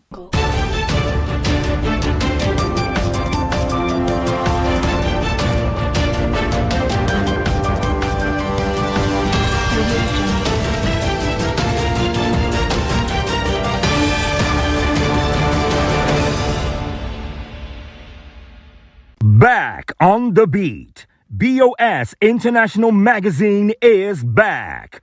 It's bold, it's fresh, it's everything BOS in print. By popular demand, the magazine you've missed, the one that once traveled side by side with the Biscon show, is back. Reimagined for today, reborn for tomorrow. Once a flagship companion to the BOS brand, BOS International Magazine returns to reclaim its space, not just as a publication, but as a powerful extension of the BOS experience. From the vibrant pulse of people and politics to the fast lanes of sports and lifestyle. From the quiet corridors of influence to the vibrant streets that shape our culture. BOS International Magazine is your passport to the stories that matter. We shine the spotlight on the bold, the brilliant, and the beautiful. We capture the essence of Nigeria and the heartbeat of its people. We tell stories that inspire, profiles that endear, news that resonates, and moments that live forever in print. It's not just a magazine, it's a movement, it's a mirror, it's BOS on a page. BOS International Magazine. News, sports, people, politics, places, lifestyle. By popular demand. back in your hands. And once again, the perfect complement to BOS on screen. Every Monday on this station at 11 p.m., the spotlight comes on. It's the Biscon Show. From the heart of the action to your screen, BOS brings the glitz, the glamour, and the stories that matter. Airing on AIT, streaming on Biscon TV through GoTV channel 144, and across Instagram, YouTube, Facebook, and TikTok. We're everywhere you are. From star-studded weddings to political events, corporate galas to celebrity interviews, BOS takes you behind the scenes with style, class, and authenticity. Powered by Biscon Television, our cameras don't just capture moments, we make them unforgettable. With crystal clear visuals, exclusive features, and premium storytelling, we bring you the faces, the voices, and the vibes that shape our world. Hosted by the legendary Prince Biscon, it's more than a show. It's a celebration of life, culture, and excellence. For news, events, and entertainment that shine bright, stay tuned. The Biscon Show. Every moment, pure magic.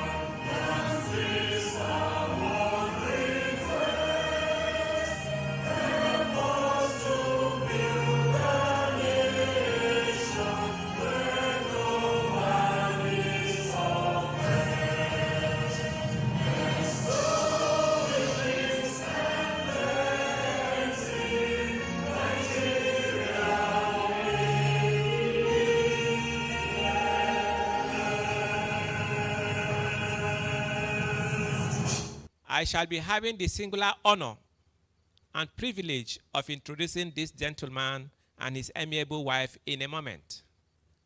But permit me to begin with the officials of the Institute.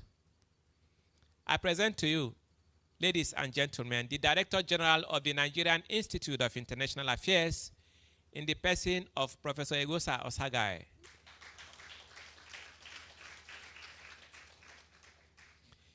Seated immediately to his left is the chair of this event, an erudite scholar and an eminent professor of not just international politics, but also of security studies.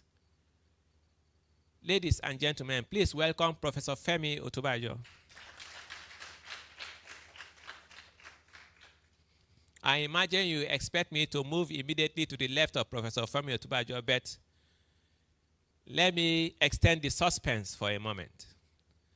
And in the interim, I will be introducing the head of the Security and Strategic Studies of the Nigerian Institute of International Affairs, Professor Joshua Bolarewa. Professor Bolarewa has cut his teeth in many areas of Security and Strategic Studies, particularly as it pertains to West Africa and the Sahel. And he will be the co-chair for this event. Please, another round of applause for him. That second round of applause, by the way, is for his role as co-chair. The first one for his first title as head of the Division of Security and Strategic Studies, and the second as his, in his... Distinguished ladies and gentlemen, good morning. It's our pleasure to welcome into our midst this morning Dr. Robert Flood, who is the Executive Secretary of the Comprehensive Nuclear Test Ban Treaty Organization. He has come today to us with his dear wife, Lynn, and his right-hand man, Charles. So welcome to the Institute. We are also delighted to have in our midst, as I said to Robert, in our pre-seminar meeting, that we have a cross-section of not just researchers, but also students who are interns, as well as civil society and the mass media. Now, this group is waiting to hear a lot of things that Rob has to say to us this morning. Everyone talks about nuclear armament and the necessity for banning its tests and so on. But most of us do so from the perspective of what everyone else says. We have very little knowledge, of the issues involved here.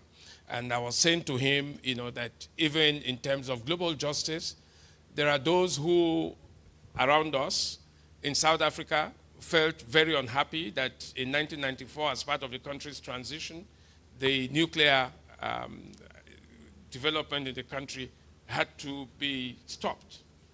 And he was reminding me that perhaps hindsight now shows that they were doing the right things because of the Iranian situation. But as a country, we are not just passers-by or visitors or spectators to the nuclear discourses in the world. It's good that before coming to the NIA, Rob had been to see our government in Abuja and had been told that we support the ban on, nuclear tests in every way. But that does not mean that Nigeria is not interested in nuclear technology acquisition. Because nuclear armament, for that matter, is not only to be used at war times or in pursuit of very violent outcomes. We can, and we're interested in that, acquire nuclear technology for the many other peaceful uses that nuclear technology can assist mankind with. You all know that electricity is a big issue here in our country, and there is the nuclear foundation for electricity and energy in general. So we are interested in those kinds of profitable uses that are peaceable and strategic for our national interests. So distinguished ladies and gentlemen, today we are going to open a new flank. I've said to him that the Institute is interested in continuing this collaboration and institutionalizing it with the body that he leads. And the key man, our focal point, is Charles, who's here. Charles himself is not new to the NIA. He's been here.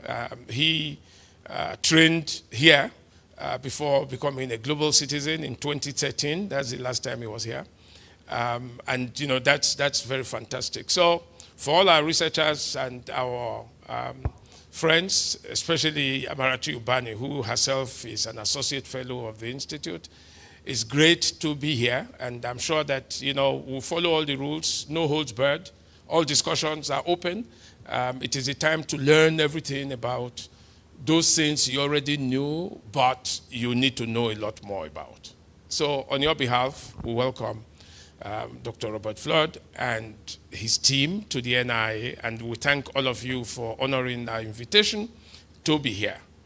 So I'm sure that at the end of it all, we would have all of us learned from that in line with the mandate of the NIA, which is to enlighten Nigerians and help them to understand issues of international politics. Thank you very much and welcome. upstanding for his citation. Thank you, sir. Thank you very much, sir. Distinguished ladies and gentlemen, standing before you is the Executive Secretary of the Comprehensive Nuclear Test Ban Treaty Organization. His name is Robert Flood. He began his tenure as Executive Secretary of the Comprehensive Nuclear Test Ban Treaty Organization on August 1st, 2021. He is the 4th Executive Secretary of the organization. Prior to joining it, Dr. Flood was the Director General of the Australian Safeguards and Non-Proliferation Office from 2010 to 2021, where he was responsible for Australia's implementation of and compliance with various international treaties and conventions, including the Comprehensive Nuclear Test Ban Treaty, Nuclear Non-Proliferation Treaty, Convention on the Physical Protection of Nuclear Material, and the Chemical Weapons Conventions. During his time as the Director General of the organization, Dr. Flood also chaired the advisory group to the Director General of the International Atomic Energy Agency on safeguard implementation. He co-chaired the preparatory committee for the review of the amended comprehensive treaty. He co-chaired one of the working groups of the International Partnership Group for nuclear disarmament verification.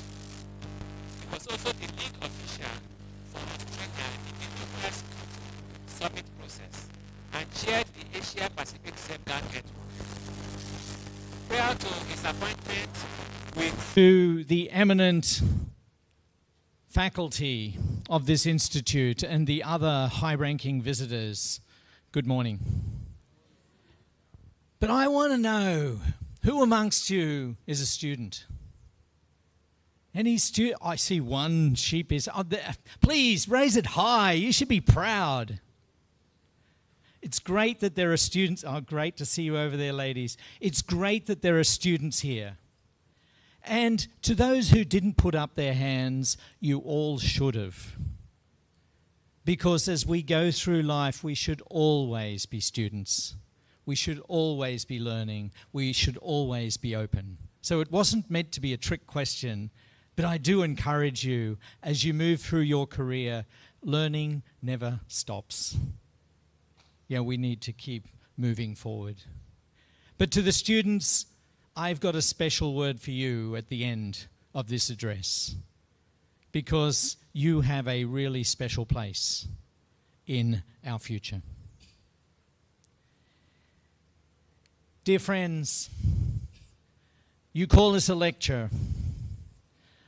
I want to tell you some stories. So get ready.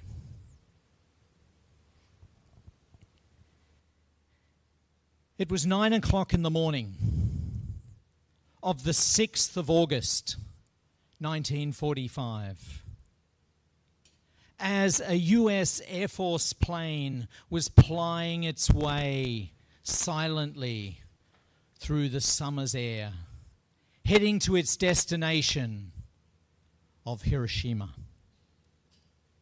And it had in its payload, it had an atomic bomb to be dropped for the very first time in an act of war. And as it approached its destination, it released that weapon and it descended towards the ground. And when it was 600 feet above the ground, it exploded. And that explosion was so great that the largest loss, almost instantaneous loss of human life ever committed at the hands of man occurred. With that, and a few days later, the other atomic bomb dropped on Nagasaki. Nearly 200,000 people died. I visited the Hiroshima Peace Park Museum. This museum has got many, many very confronting exhibits, I can assure you. But one that really impacted me, and yes, I'm a grandfather. We have 8 grandchildren. But, yeah, round of applause for the mother of them all.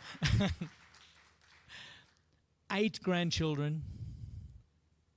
But one day, on that morning, the 6th of August, a small boy, 3 years old, went into the back garden to play on his tricycle.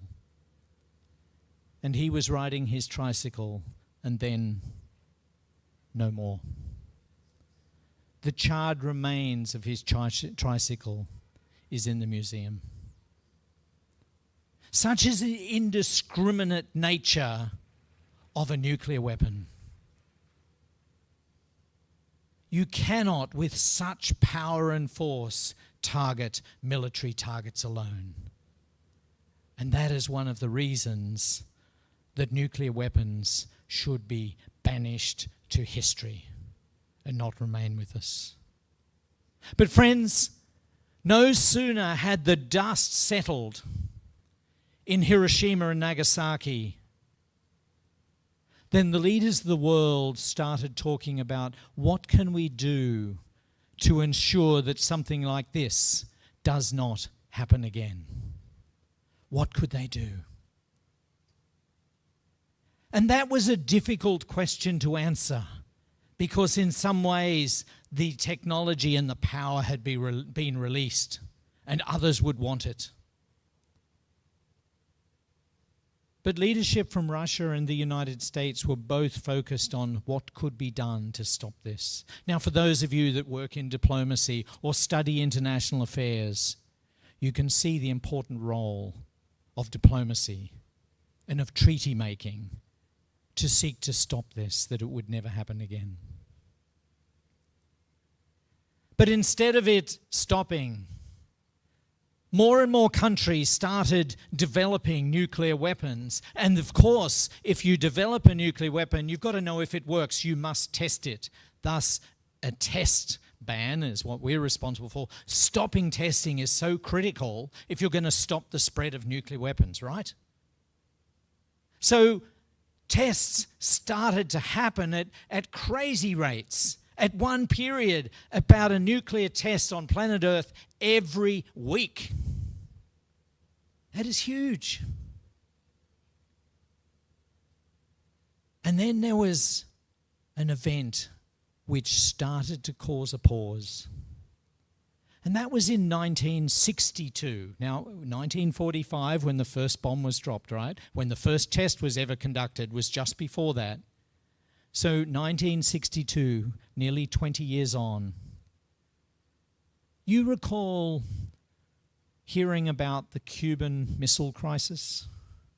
The Cuban Missile Crisis, 1962, where the Soviet Union had brought nuclear armed missiles to Cuba, aiming them at the United States. And in that time, the world stood on the edge of a precipice as they stared at possible nuclear warfare and possible oblivion. Fortunately, those military people that were with their fingers poised over the so-called red button to launch a nuclear attack on the US side and on the Russian side, they never received a command to press that button. Very fortunate for us all. But the world was so close.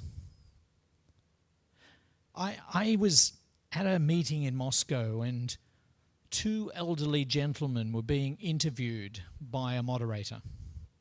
They were on a panel like this and being interviewed. Those 2 gentlemen were actually the people who would have pressed the button. 1 Russian and 1 American. The moderator asked these 2 elderly military folk, what were you thinking when you were waiting to see whether you got the command to press the button or not? And both of them said the same thing. What were they thinking? What do you think they were thinking? What they were thinking was about their families. knowing that they will never see their families again because they'll all be killed. Because in nuclear war, there are no winners. There are only losers. Your vice president made that point to me earlier this week in Abuja. He made the point is that for the players in a nuclear war, it's only lose-lose, nothing else. And he is so right. But out of that crisis, the Cuban Missile Crisis, there was then the diplomatic momentum to agree the Partial Nuclear Test Ban Treaty.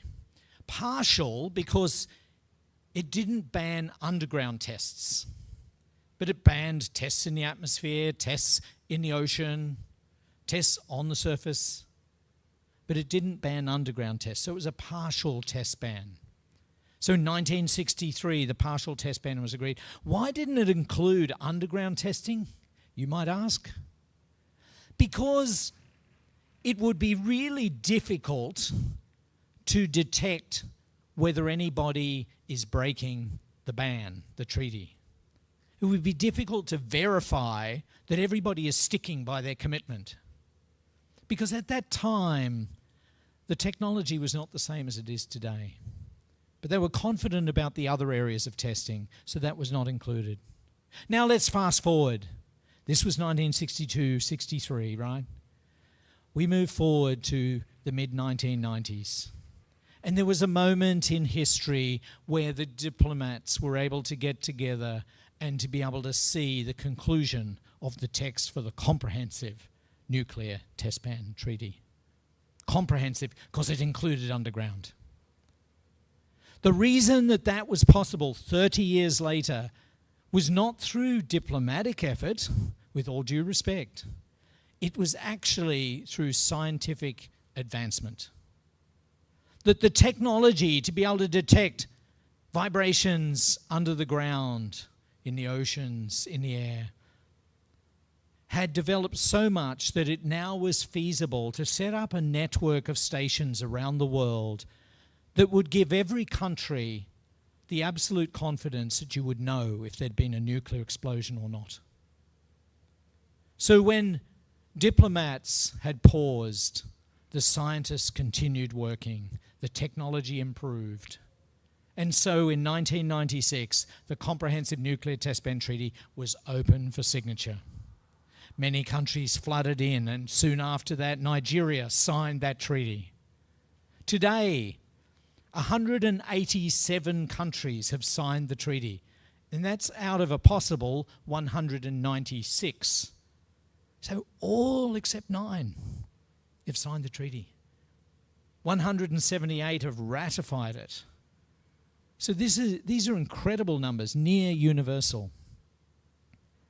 But the CTBT, the Comprehensive Test Ban Treaty, has been an amazing success. Now, you don't often hear that about weapons of mass destruction treaties. Somebody saying it's an amazing success. But let me tell you why I say that. It's not just because I'm the head of the organization, but I'll tell you the data. It's an amazing success, but because before September of 1996, there had been over 2,000 nuclear tests. 2,000. As I said, as many as one a week at the peak. But since the CTBT was open for signature in September of 1996 through to today, how many tests do you think might have taken place? 2,000! Almost stopped. Only 10. This century, by one state only, by North Korea. So, dear friends, you can see the tap was almost turned completely off for those that might wish to test. That's an amazing success. Almost universal support, almost stopping nuclear testing altogether. But why has this treaty been so successful? That takes us back to the science. It's because the verification system, the system to be able to detect if anybody is breaking their commitment, has already been set up. and the organization that I've got the amazing privilege to lead sets up the International Monitoring System, a network of sensor stations, over 300 of them already established. When it's fully done, 321 sensor stations all around the world that are active 24 hours a day, 7 days a week, and will pick up the signs of a nuclear explosion anytime, anywhere. And so from those stations all around the world, we have seismic stations picking up those vibrations in the Earth's crust, and the data pours into Vienna. We have hydroacoustic stations picking up vibrations, noises in the ocean that may indicate a nuclear explosion underwater, and by satellite, the data into Vienna. Infrasound stations listening for sounds and pressure waves in the atmosphere, picking up the data, sending it into Vienna. And fourthly, the radionuclide stations, picking up gases or radioactive particles in the atmosphere all around the world. Again, the data into Vienna, the telltale signs of a nuclear explosion will be detected anytime. You know why this treaty is so successful is because every country in the world knows if they are to test a nuclear device that their smart physicists have come up with a design, if they're to test, you can only do it in the bright light of day. You can never do it under the cover of darkness, because the International Monitoring System will pick it up. So the science comes together with the diplomacy and the treaty making to create a very powerful norm against nuclear testing. And Nigeria is a part of that. The International Monitoring System, I said, was over 300 stations. 38 of them are ultimately to be established in Africa. And most of those have already been established, just a few to go. Africa is sending data into Vienna so that the nations of the world can have this confidence. I'll tell you what happens to the data in a moment, but before I do, I want to tell you how sensitive the International Monitoring System is in detecting a nuclear device. You know, we started with the Enola Gay, that US Air Force plane that dropped the first atomic bomb that caused it, plus the other one, almost 200,000 deaths. Those bombs, the first one was about, the magnitude of it was 15 kilotons of TNT, of chemical explosive equivalent. So 15,000 tons of chemical explosive equivalent. Now that's a huge pile. A huge pile, 15,000 tons. I've got to tell you, that's a small one compared to some of the others that have been tested since then. But when they set up the International Monitoring System, the design was set up so that it wouldn't detect an explosive yield the size of 15 kilotons, but would be way more sensitive.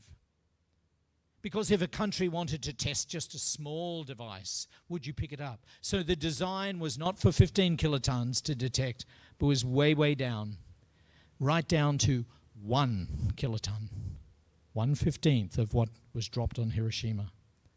Since then, in the last 30 years, the International Monitoring System has improved as the sensor technology has got better and the analytical capabilities have got better. Now we are confident that we can detect a nuclear explosion of 0.5 kiloton on any square kilometre of our whole planet. And even lower, more sensitive, on some areas where we have the network well established. And you know, we often hear a lot of bad press about artificial intelligence, right? That it's a concern as to what it could do. Actually, we love artificial intelligence because machine learning, a form of artificial intelligence, is going to help our analysts find explosions at an even lower magnitude than 0.5 kiloton. So machine learning, artificial intelligence is our friend and helps. The system works. Another example of how it works is that several years ago, I think it was in the 15th of January of 2022, there was a massive volcanic eruption in the South Pacific Ocean in Tonga, where magma came up out of the Earth's crust, hit the seawater, and this massive steam explosion occurred. According to our network, which has been running now for nearly 30 years, the loudest sound on planet Earth ever in that 30-year period. And so that happened deep down in the South Pacific Ocean, near Australia, but not in Australia. And the waves then sound waves started to spread away from that location, captured in the Earth's atmosphere, and they spread. And then our infrasound station, remember the ones that are listening for sounds and pressure waves in the atmosphere, one by one, all 53 of them, the lights went on. Even those in Scandinavia, on the complete opposite side of this ball we call home. Even those ones heard it. So the sound waves went all the way around. The lights went on in Scandinavia, and they picked up the signal of that sound. Now, of course, I told you it was the loudest sound, so you hope it would work. But look, that's not all. Because the sound waves captured in the Earth's atmosphere kept travelling. They didn't stop when they got to Scandinavia. And they went the whole way round and got picked up again. Some sound waves went around our planet 12 times and were still being picked up. That's how sensitive the system is. North Korea, of nuclear tests. The first was actually a very small one. Not sure whether it really was fully successful, but our system picked it up and said that is a nuclear test. But there's another scenario which has been testing us lately, and that is actually when fake news, when misinformation or even disinformation starts to bubble up and make claims that there's been a nuclear test when maybe there hasn't. And one of those events occurred, it was the 5th of October last year. There were 2 small seismic events, earthquakes type things, in northern Iran. Our system picked it up, said, yep, we think they're natural earthquakes and we don't look at them anymore because we've got to keep our focus on finding if there's any evidence that it's a nuclear explosion. But strangely, social media had a different idea. Social media thought, Iran is tested. Some people were celebrating, even in the streets of Tehran, that they had come of age and they'd tested a nuclear device. But there was this battle going on in social media world where saying they've tested, others are saying no, they haven't. Yes, they have. No, they haven't. And this big debate and this massive misinformation activity took place. I reached out to our analysts and said, please gather all the data and look at those 2 events and tell me, is there any possibility that they could be a nuclear explosion, or is it just natural? Some of the data that was used in their analysis came from stations in Africa and was used. 2 days later, they came back to me and they said, those 2 small seismic events are entirely consistent with natural earthquakes in northern Iran. It's natural. There's no evidence of a nuclear explosion. Meanwhile, social media is still going on. We put our message out into social media and the traditional media, and it was picked up by so many people as they grabbed our message and they then reposted it and said, look, things like they were saying, look, the impartial international independent experts have spoken. It's natural. And a phenomenal thing happened is that the misinformation basically died. I was speaking to an expert on misinformation and disinformation recently, and he was saying, well, once misinformation starts, you can't stop it. I said, oh, is that right? And I then recounted this story. And in conversation with him, what was clear to me is 2 things. One is, why did this stop misinformation while other times people can't stop misinformation? One, it's based on such good, high-quality science and technology and data. But that's not enough to stop misinformation. Because remember what I said, they said when they retweeted our message or reposted our message. They said the impartial independent experts have spoken. Friends, and for those of you that study diplomacy, that is a comment about character. It's a comment about trust and organizational trust. It's not a comment about technical competence alone. The power that we can exercise is by standing firm with character and trust of the states, as well as technical competence. And together, the misinformation died. Let me draw a few threads together because I really want to have the discussion with you all. But I mentioned before all the data poured into Vienna. I didn't say what happened next. What happens next is in Vienna, we put all the data together, and then it goes back out by satellite to every country that is a signatory to our treaty. They can have a national data center where they receive all of the data from all of the stations around the world. And they are then trained. We have a capacity building and training activity to train people to analyze this data, to make sense of it. And they can do that to see, do they agree with our conclusions around whether there is or is not a nuclear explosion? But they can also use it for other purposes. The Nigerian Atomic Energy Commission hosts the National Data Center in your country. We have trained quite a number of their staff in how to then work with that data, as well as some of the people from the Geodetic or something or other institute. I didn't get to meet them when in Abuja. But they are then able to look at that data, and they're able to look at evidence of natural disasters, of earthquakes. And around the world, we have many countries using our data to assist them in detecting tsunamis. So natural disaster management, that's why I was very interested in the early warning center that you have here.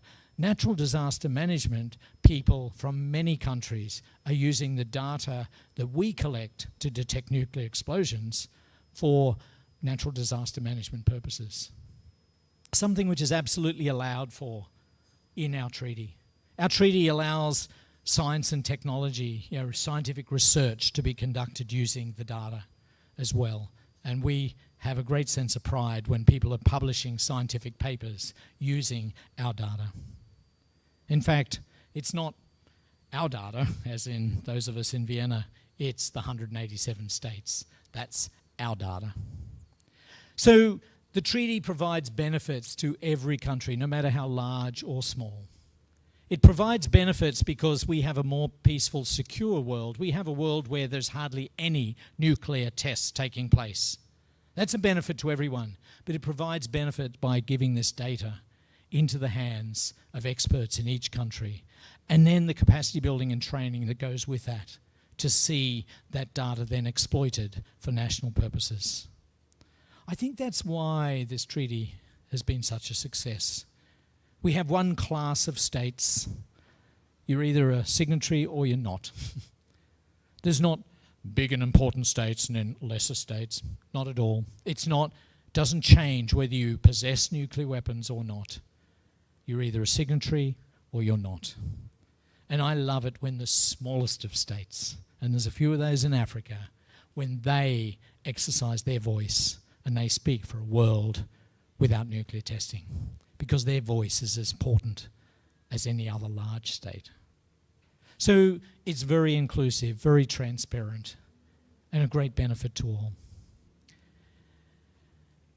But there are dark clouds around the whole area of nuclear non-proliferation and disarmament. We have some countries threatening to use nuclear weapons.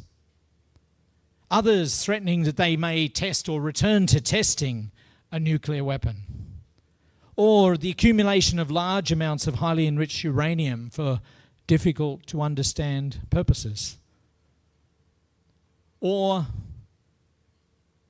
concerns about the funding of the international system.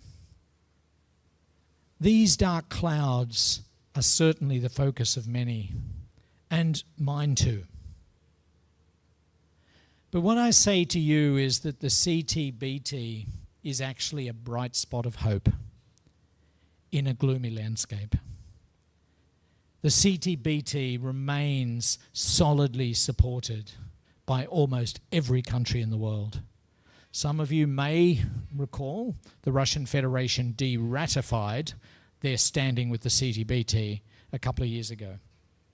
I just want to be clear, sometimes journalists don't portray this accurately. They say the Russian Federation withdrew from the treaty. They did not. For those that are into international law, you well and truly understand that a country is committed to a treaty when it signs the treaty. It is no more committed when it ratifies. It's just fulfilled all of its regulatory arrangements to support their signature. The Russian Federation still is a signatory to the CTBT. And when I met with Sergei Lavrov recently, the Russian foreign minister, he was making that point very clear to me. And he said this treaty is in every country's best interest.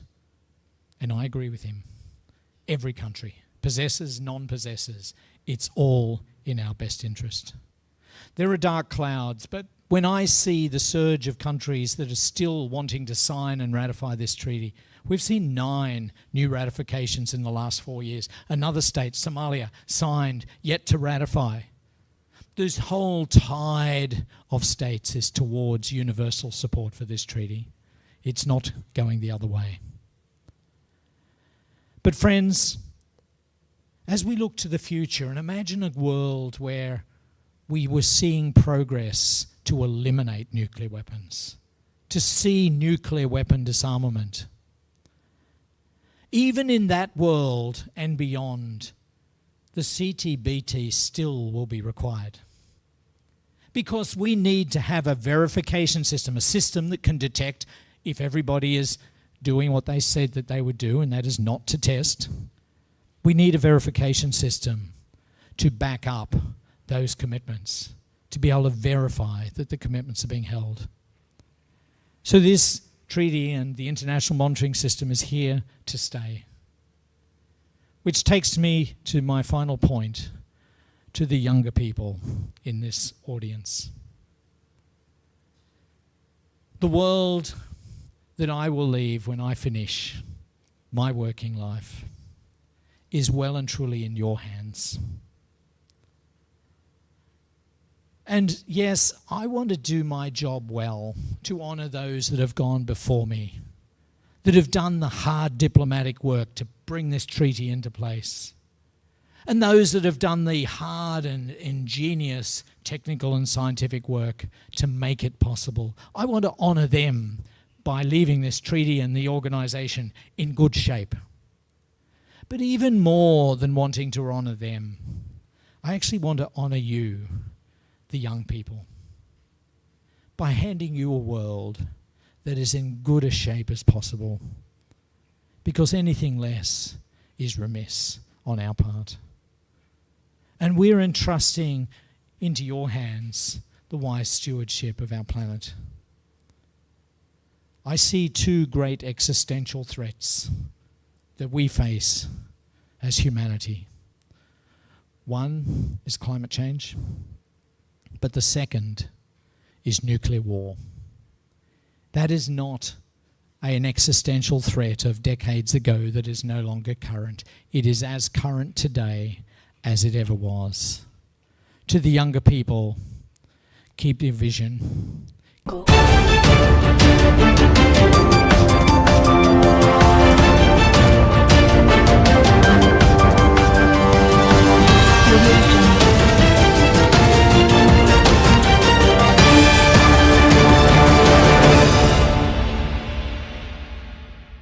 Hello, welcome to Biscon TV News. I am Jones Hussein. First, the headline stories. Buhari would be remembered for pragmatism, Association of Ex-Local Government Chairman of Nigeria, ASELGON. ADC, our job is half done with Nigerians suffering, Abdullahi. In business, federal government partners Committee for Drought Control in the Sahel, CILSS, to boost food nutrition safety. In foreign news, UK inflation surges to 18-month high, raising economic worries. And in sports, Chief of Army Staff COAS shooters urge safety shooters in thrilling handball showdown. And now the news in detail. The Association of Ex-Local Government Chairmen of Nigeria, ASELGON, has paid glowing tributes to former President Muhammadu Buhari, describing him as a pragmatic and disciplined leader whose legacy would endure in Nigeria's political history. In a statement issued by its national president, Albert Ashikwa, the group noted that Buhari's two-time leadership, first as military head of state from 1983 and 1985, and later as civilian president from 2015 to 2023, marked pivotal moments in the nation's development. ASELGON praised his patriotism, unwavering focus, and commitment to nation building, calling him a symbol of loyalty and noble leadership. The association also mourned the passing of the Awujale of Ijebuland, Obasikiru Adetona, who died on the same day as Buhari, calling it a devastating blow to the country.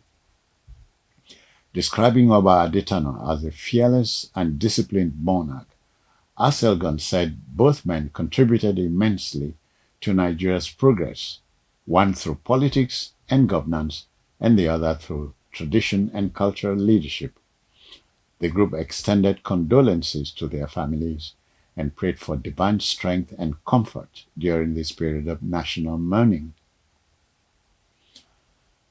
Veteran politician and former close ally of Muhammadu Buhari, Alhaji Buba Galadima, has paid tribute to the late former president, recalling their long-standing political partnership and eventual fallout. In a heartfelt interview, Galadima revealed he was devastated by Buhari's passing, despite having not met him in over a decade. The NNPP chieftain said their relationship, which began in 1975 and blossomed through the formation of the Buhari Organization, TBO, lasted for 15 years. He said although politically sidelined by ambitious politicians, he has long forgiven Buhari for any perceived infractions and still respects his integrity and humility. Galadima credited Buhari's legacy to his deep trust in people, commitment to the rule of law, and resistance to foreign influence. He recalled how their political movement began as a response to insecurity and ethnic tension in the early 2000s, leading to Buhari's reluctant entry into politics. While acknowledging Buhari's administrative weaknesses, particularly his failure to check corrupt aides, Galadima insisted the late leader meant well for Nigeria and served with patriotic devotion. He confirmed plans to publish a book that offers deeper reflections on their journey and Nigeria's political evolution, emphasizing that criticism of policy should never be mistaken for personal animosity. The African Democratic Congress ADC has declared that the worsening hardship in Nigeria presented a natural opportunity for its rise ahead of the 2027 general elections. Interim National Publicity Secretary of the party, Malam Bolaji Abdullahi, speaking at Ilorin on Monday, said hunger and skyrocketing fuel prices under the current APC-led government had made Nigerians desperate for change. He emphasized that the ADC's challenge was no longer convincing Nigerians that they were suffering, but proving the party was a credible and capable alternative to the ruling APC. Abdullahi, a former Minister of Youth and Sport, said the ADC was formed as a coalition of prostrated political leaders from opposition parties who felt betrayed by APC's economic failures and systemic suppression of viable alternatives. He promised that under ADC leadership, hunger would be eradicated, fuel prices significantly slashed, and insecurity tackled head-on.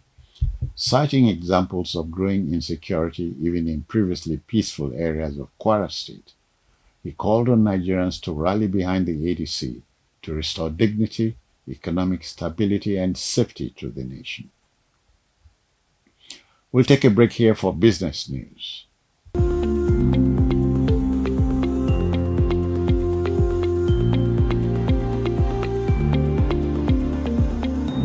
Welcome back.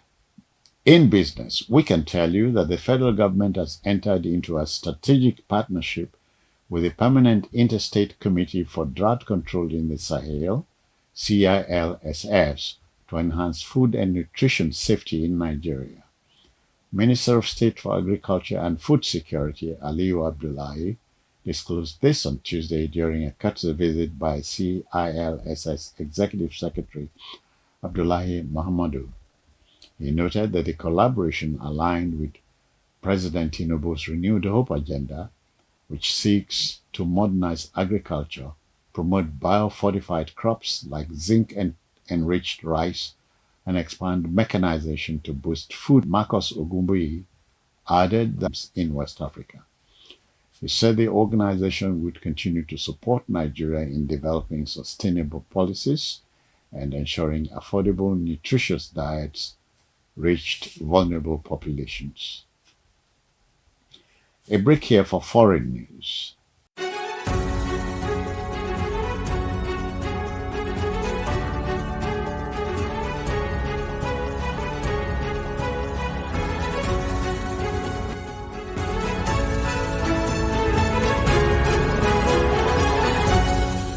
Welcome back.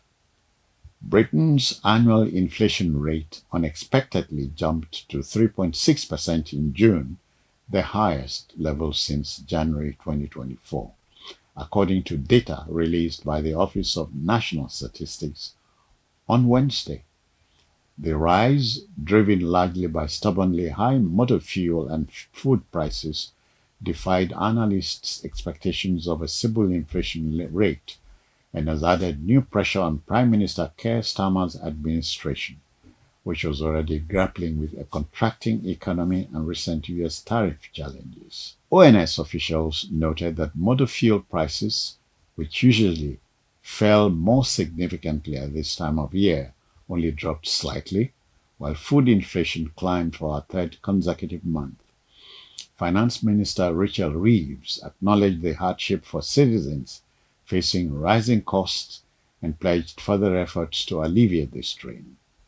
Despite the inflation uptick, analysts suggest the Bank of England may still move forward with a modest 0.25% interest rate cut in August, although any further easing would likely proceed with caution amid the UK's fragile economic recovery. A break here for sports news.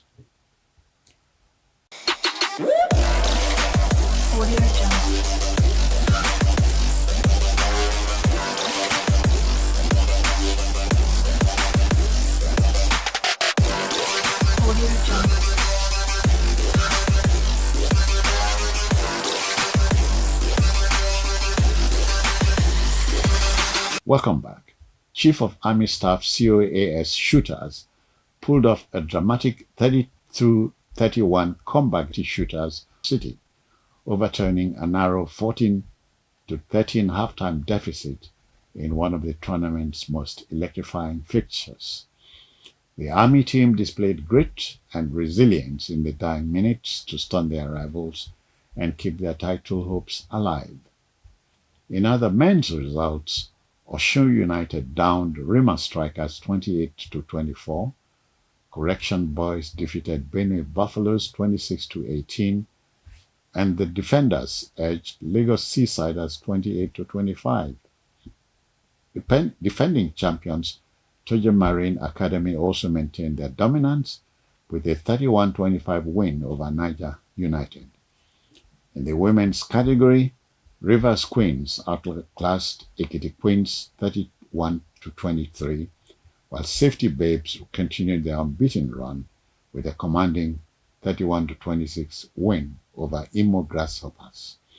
Rima Queens edged Defender Babes 29-28 in a nail-biting contest.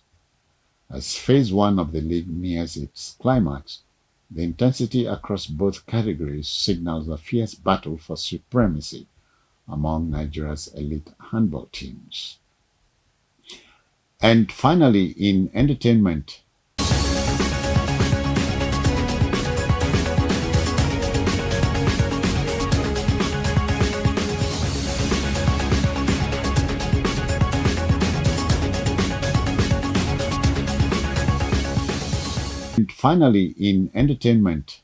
news, we can tell you that American rapper and music mogul Diddy Combs has reportedly enrolled in multiple rehabilitation and therapy programs as part of his efforts to show rehabilitation ahead of his sentencing scheduled for October 3rd, 2025. Sources close to the case say Combs is participating in a STOP program which targets domestic violence and sexual assault prevention, alongside ongoing drug treatment that began prior to his arrest and continued while in detention. Combs is currently facing a high-profile legal battle involving charges of sex trafficking, racketeering, and sexual assault. His participation in these programs is seen as a strategic move to demonstrate remorse and cooperation before the court.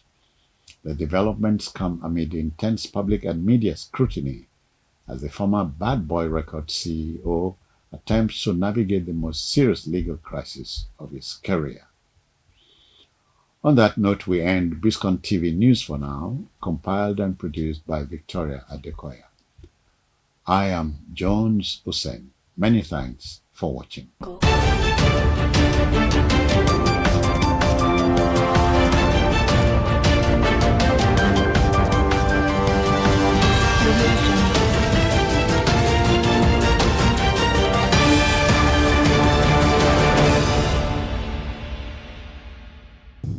Keep your focus and let's keep protecting this planet for the sake of all humanity. Thank you so much. It could be louder than that. Thank you. Thank you. You may be seated.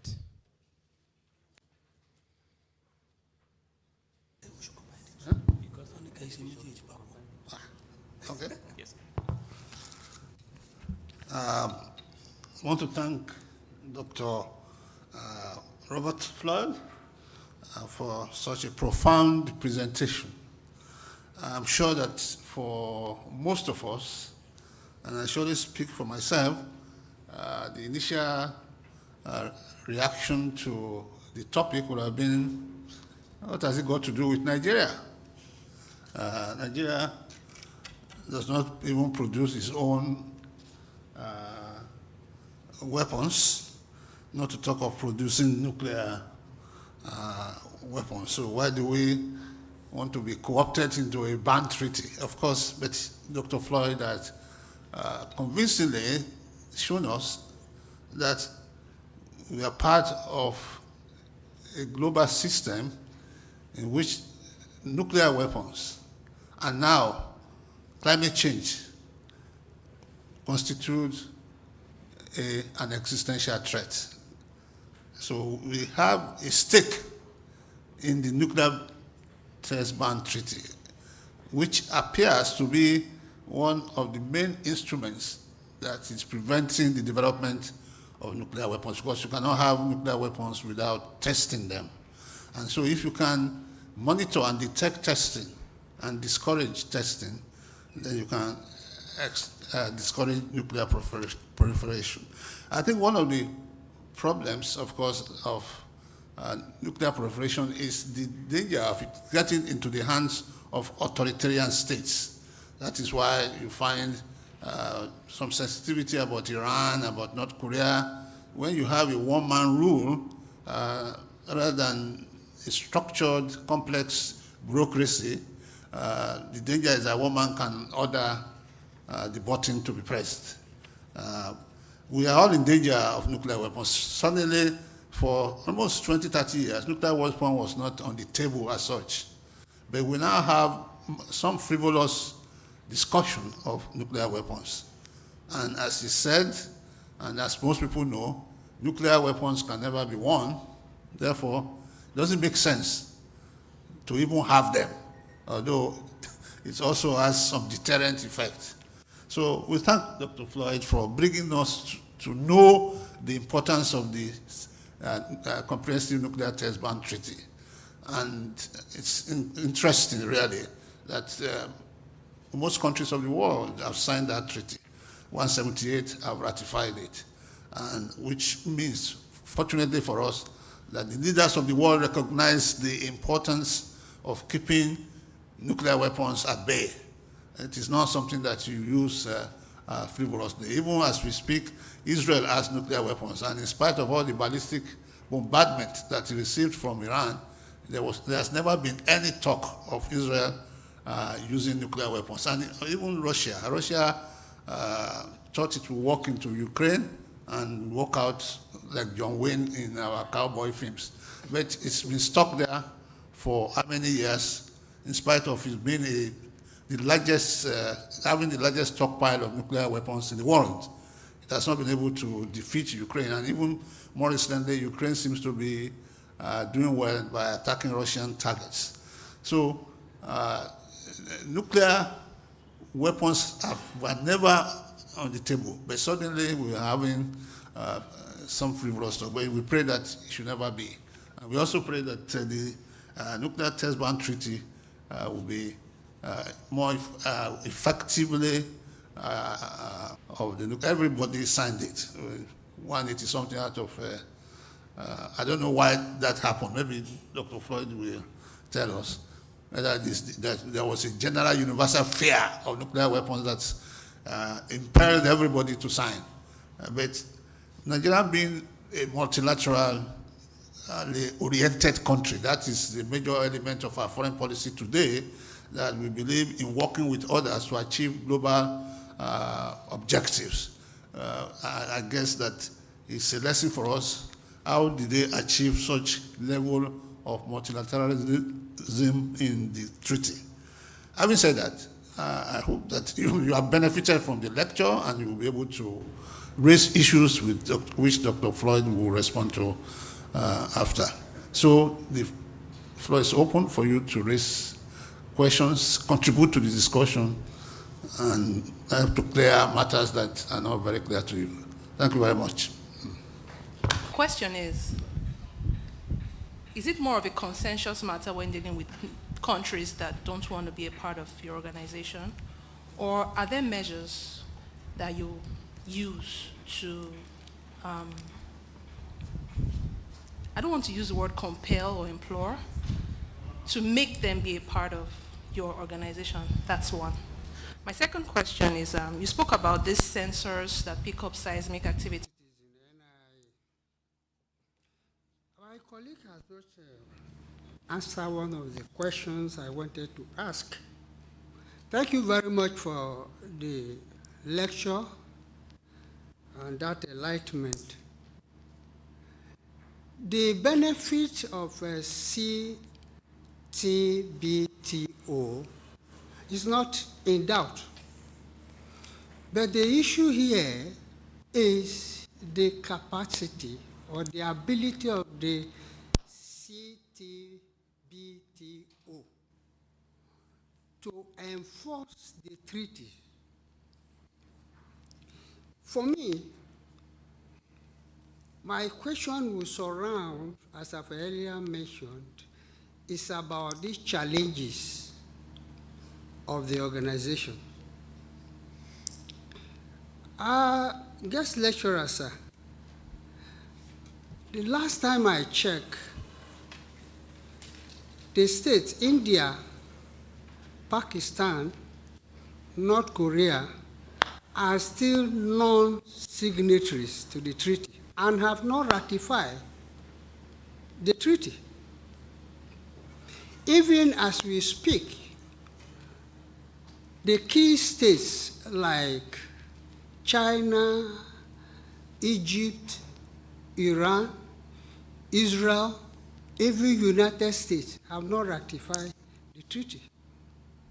You find out that when this happens, you are giving room to many states who have the ability to develop their nuclear. and test it. So Iran, for instance, is a case study. Even US, as of today, that if they have not started, they may decide to begin to advance their nuclear program to a stage 2 types, which means that type, the new types of stage 2 warheads nuclear is more powerful with a precision and can deliver ballistic missiles more than what they are doing now. Now, my second question, because that ratification is crucial. For you to enforce your treaty, you need that ratification. If not, you cannot enforce, either by force or by other means. The second question is, why is this CTBO is not part of UN? Can you throw light? And my last question, my guest lecturer, sir, how does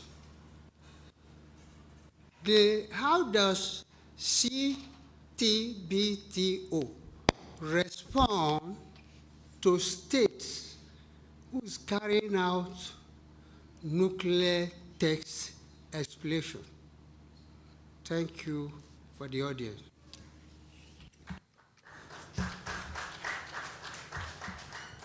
Thank you. Make comments, more questions. Okay. We'll take another batch. Thank you. Thank you so much, and thank you to. Got to sit down. I like standing. Okay, if you like about these matters, and it means that when you give a presentation, the things that you don't mention, you get a second chance to mention because the good questions follow. First question was about about multilateral success and why is the CTBT almost universally supported? I think that one of the reasons for success is that a ban on nuclear testing is actually really good for every country. Whether it is possessor countries that already have nuclear weapons, or it is countries that do not have nuclear weapons, it is actually in every state's best interest. Because a world where there is more and more possessors of nuclear weapons is not a better world.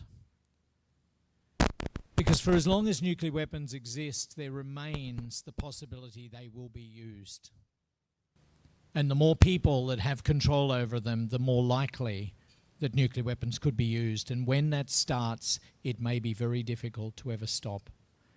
The states of the world, I think, are pretty convinced of that value proposition and that this treaty delivers so much benefit to all. That's what I think makes a difference. But I'll be certainly interested in conversation with some of you afterwards and your thoughts on that.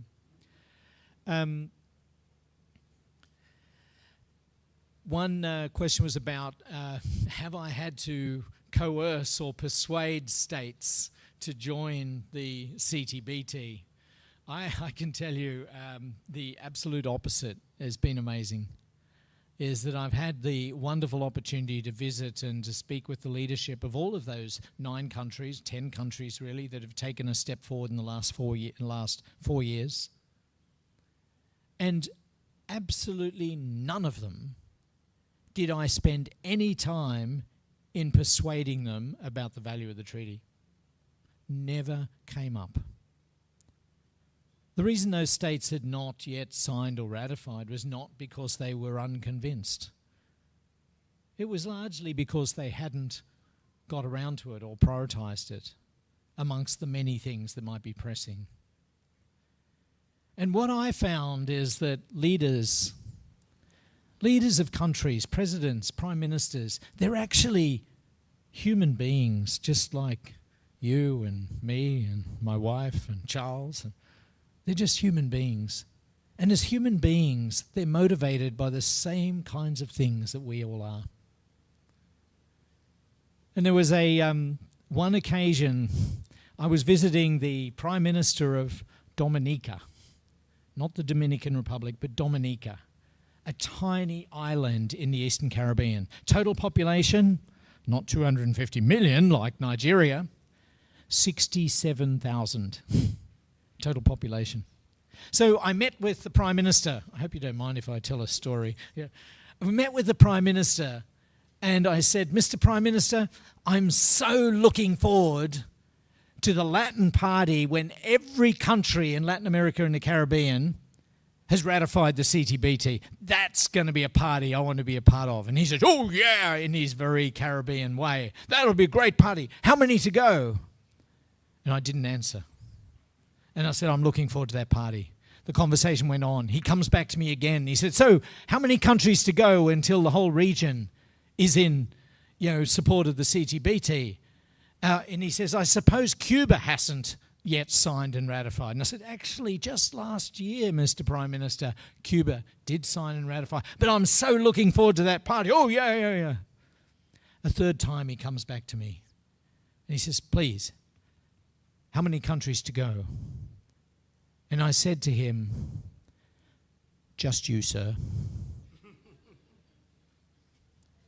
He sat up and he said, right, I am going to write a letter to my ambassador in New York instructing him to sign this treaty, and I'll give you a copy of that letter before you leave these offices this morning. And he did. And then he turned to his permanent secretary and said, we've got a cabinet meeting on Monday, haven't we? And she said, yes. And he said, right, we will do the ratification on Monday. And they did. What motivated him? He wanted a Latin party, just like everyone else. I could have gone to him and said, Mr. Prime Minister, you are the slowest country in all of Latin America and Caribbean to ratify this important treaty. Get your act together. That would not have worked. But to talk about a party and a celebration, we celebrated with Gambia. The Gambia meant all of West Africa had signed and ratified the treaty. We celebrated with Sao Tome and Principe, Equatorial Guinea, as they completed the whole of Central Africa. And we had the foreign ministers of 6 countries gather in New York in the margins of the UN General Assembly High-Level Week, foreign ministers. And I was talking about how wonderful it was, what they'd done. And every time I spoke about a particular leader in a country, the other foreign ministers, hey, they're just like you and me, right? The other foreign ministers were going, yo, and backslapping and cheering, because they love a celebration. They love to do well. I tell the story a little long, but the message is, everybody wants to be a winner. Everybody wants to contribute, and everybody wants to feel good about their contribution. I've not had to convince anybody about the value of the treaty. Now, we've got a lot more questions here, and I'll be much shorter on the rest of my answers. The next one is, where are the stations? Is that open information? Absolutely open information. Go to our website. You can find out where all the monitoring stations are, and we're all 38 when they're all established. 32 or something are established in Africa already, all on the website. So, yep, it is not secret, it's transparent. The notion about enforcement, really glad you raised that, because your concern is, how does the CTBTO enforce the treaty? And you did mention that it is not entered into force. It is not legally binding, because there's actually a set of specific states that must all ratify the treaty before it becomes legally binding. And there are 9 of those 44 specific states that yet to ratify. But what I would say is, be careful that you don't put too much confidence into international law. Now, this might be a strange thing for you to hear me say. What my point is that a country will choose what a country will choose. And a country will choose to do what they want, even if it's contravening international law. So the most important thing when it comes to enforcement, or what I like to see, is compliance. Compliance to me is the most important thing. I want to see every state complying with their obligations in the treaty. The most powerful compliance you can ever find is that a state chooses politically not to test. That is where the power comes. I think if you look at the examples where states don't comply, they know full well that it contravenes law or a norm or whatever, but on their assessment they think it's still a better option. My goal is to reach out to states to convince them that actually the option which is in your own best interest is complying with this. It is a noble cause and of great value to all. I've been a little long, please. They all possess nuclear weapons, and there's been no repercussions for that. What would be the danger of any African country developing nuclear weapons? What is the danger? What is the fear here? More questions? More questions? Oh, thank you, yeah.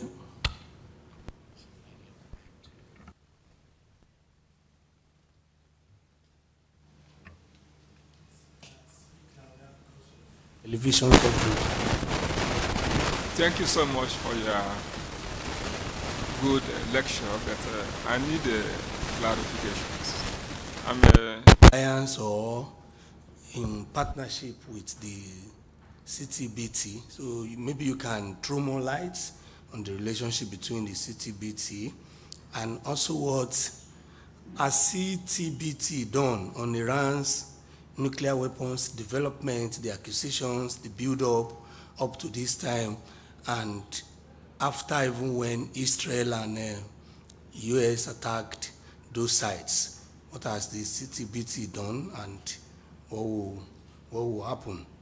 Then thirdly, an aspect of it is that apart from Russia that you mentioned, that has signed and ratified, has there been any of the P5, any member of the P5, or let's say any other bigger powers, say Japan, Germany, or India, or China, which have signed and more importantly ratified, that is the domestication and the use of that CTBT? Thank you. So you have the floor now. And to all of the wonderful questions, Deputy Chair, the relationship to the NPT, the Nuclear Non-Proliferation Treaty, because it actually helps answer a number of the other questions that have been raised. The Nuclear Non-Proliferation Treaty came into being in 1970, so some 25 years before the CTBT. The NPT is the absolute cornerstone of the international legal architecture to do with the control of nuclear weapons, the control of the proliferation of, and ultimately the elimination of disarmament. So the NPT has three pillars, as is often referred to. There is the disarmament pillar, where the countries that possess nuclear weapons are committed to ultimately get rid of them. Most countries don't want to hear the word ultimately. They'd like to hear it happening much sooner. The second pillar is the non-spread, the non-proliferation of nuclear weapons, that no other country would pick up such technology.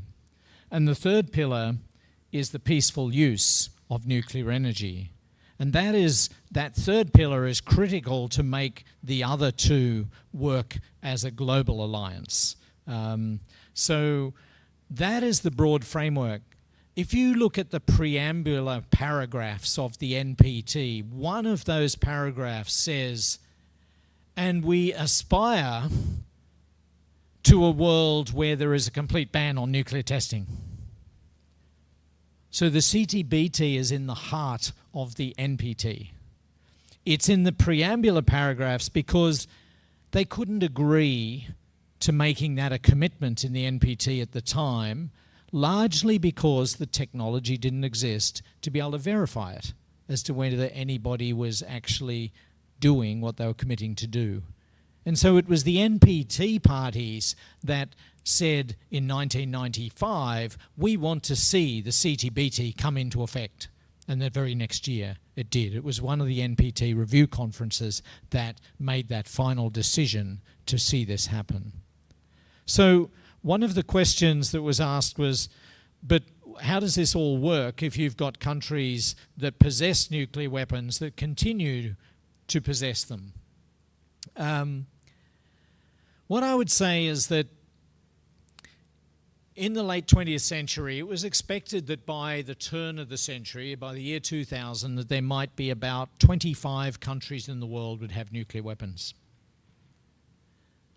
But the reality is that at the turn of the century, probably 9. That's all. And that is well constrained beyond the concerns that states had. And within the NPT, there is a great deal of discontent about slow progress on disarmament. And I understand that. But I would also say that we should be careful not to damage something that we have, which is actually giving us some benefit in terms of stopping the spread, and that there still is a commitment amongst those that possess nuclear weapons and are part of the NPT to finally get rid of those weapons. I wish it was faster, but it's not. But can we hold back the tide and protect the world from bad decisions around nuclear weapons? I think we can. In various ways. So that's just a broader context addressing a number of the questions. Do I think there is a danger of an African country deciding to develop a nuclear weapon? No, I don't think so. In the heart of Africa, the Treaty of Pelindaba exists, a nuclear weapon-free zone. In the same year, the Treaty of Pelindaba came into being as the CTBT. So the 30th anniversary for both of these treaties comes up starting next year, or this year. Africa has always been very keen on a ban on testing. I think it's because of some of the terrible impacts of testing that has taken place within the African continent. I don't think that there is a real risk of African countries developing nuclear weapons. The number that have signed and ratified, you wanted to know, 187 have signed, 178 have ratified. I always have to work that out in my head to which way around the numbers go, but 187 have signed, 178 have ratified.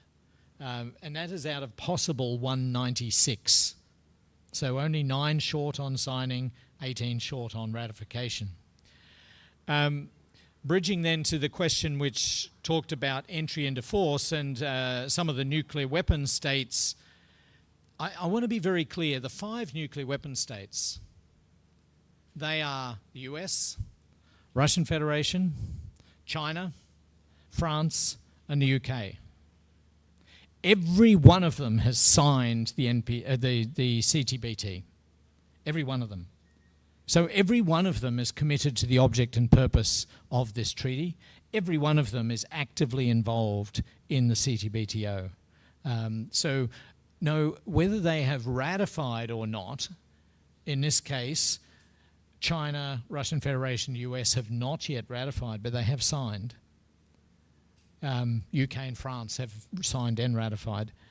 The fact that they haven't ratified, I wish they would, and I wish they had, but that doesn't diminish their commitment to the object and purpose of the treaty. So it's important to know that those possessor states, India, Pakistan, have neither signed nor ratified. And they've got their own circumstances and situation that they look at around that. But all of these states are absolutely committed to a moratorium on testing. They are committed to not test. This is back to this issue about legal enforcement. They have committed, it's a political commitment to not test, and they're holding that, they're standing by it. 1998 was when India, Pakistan tested, never tested since. Committed to a moratorium. And that is good for us all. So the world would be much better if we could see this treaty enter into force, because then we'd be able to use some other elements of the verification system, like on-site inspection, that if there was a dispute about whether an explosion had taken place in a country or not, you could send a team in to inspect. Until the treaty enters into force, that will never happen. So it is important, but it doesn't mean that the treaty is of no value because it hasn't entered into force. A question was raised, capacity building and training. We do capacity building and training, but it's not around the peaceful use of nuclear energy, because that's a part of the NPT, and it's the International Atomic Energy Agency that has responsibility for the implementation of NPT commitments. So they have a major technical cooperation program which deals with the peaceful use of nuclear energy. Our treaty does not limit peaceful uses, not at all. We limit explosive use, and the only explosive use is a nuclear weapon. A nuclear reactor is not explosive use. Radiopharmaceuticals is not an explosive use. Electricity generation, not an explosive use. So it's really only the development of nuclear weapons that we control. Our capacity building and training is helping people, training people to use the data in various ways, and how to operate the stations that are being established in various countries, and building the capacity in that area. My final one I'll just address before I hand back to you, Mr. Chair, Deputy Chair. The question was raised about Iran and what was the role of the CTBT in recent times. Iran is a signatory of our treaty. So they're in the house.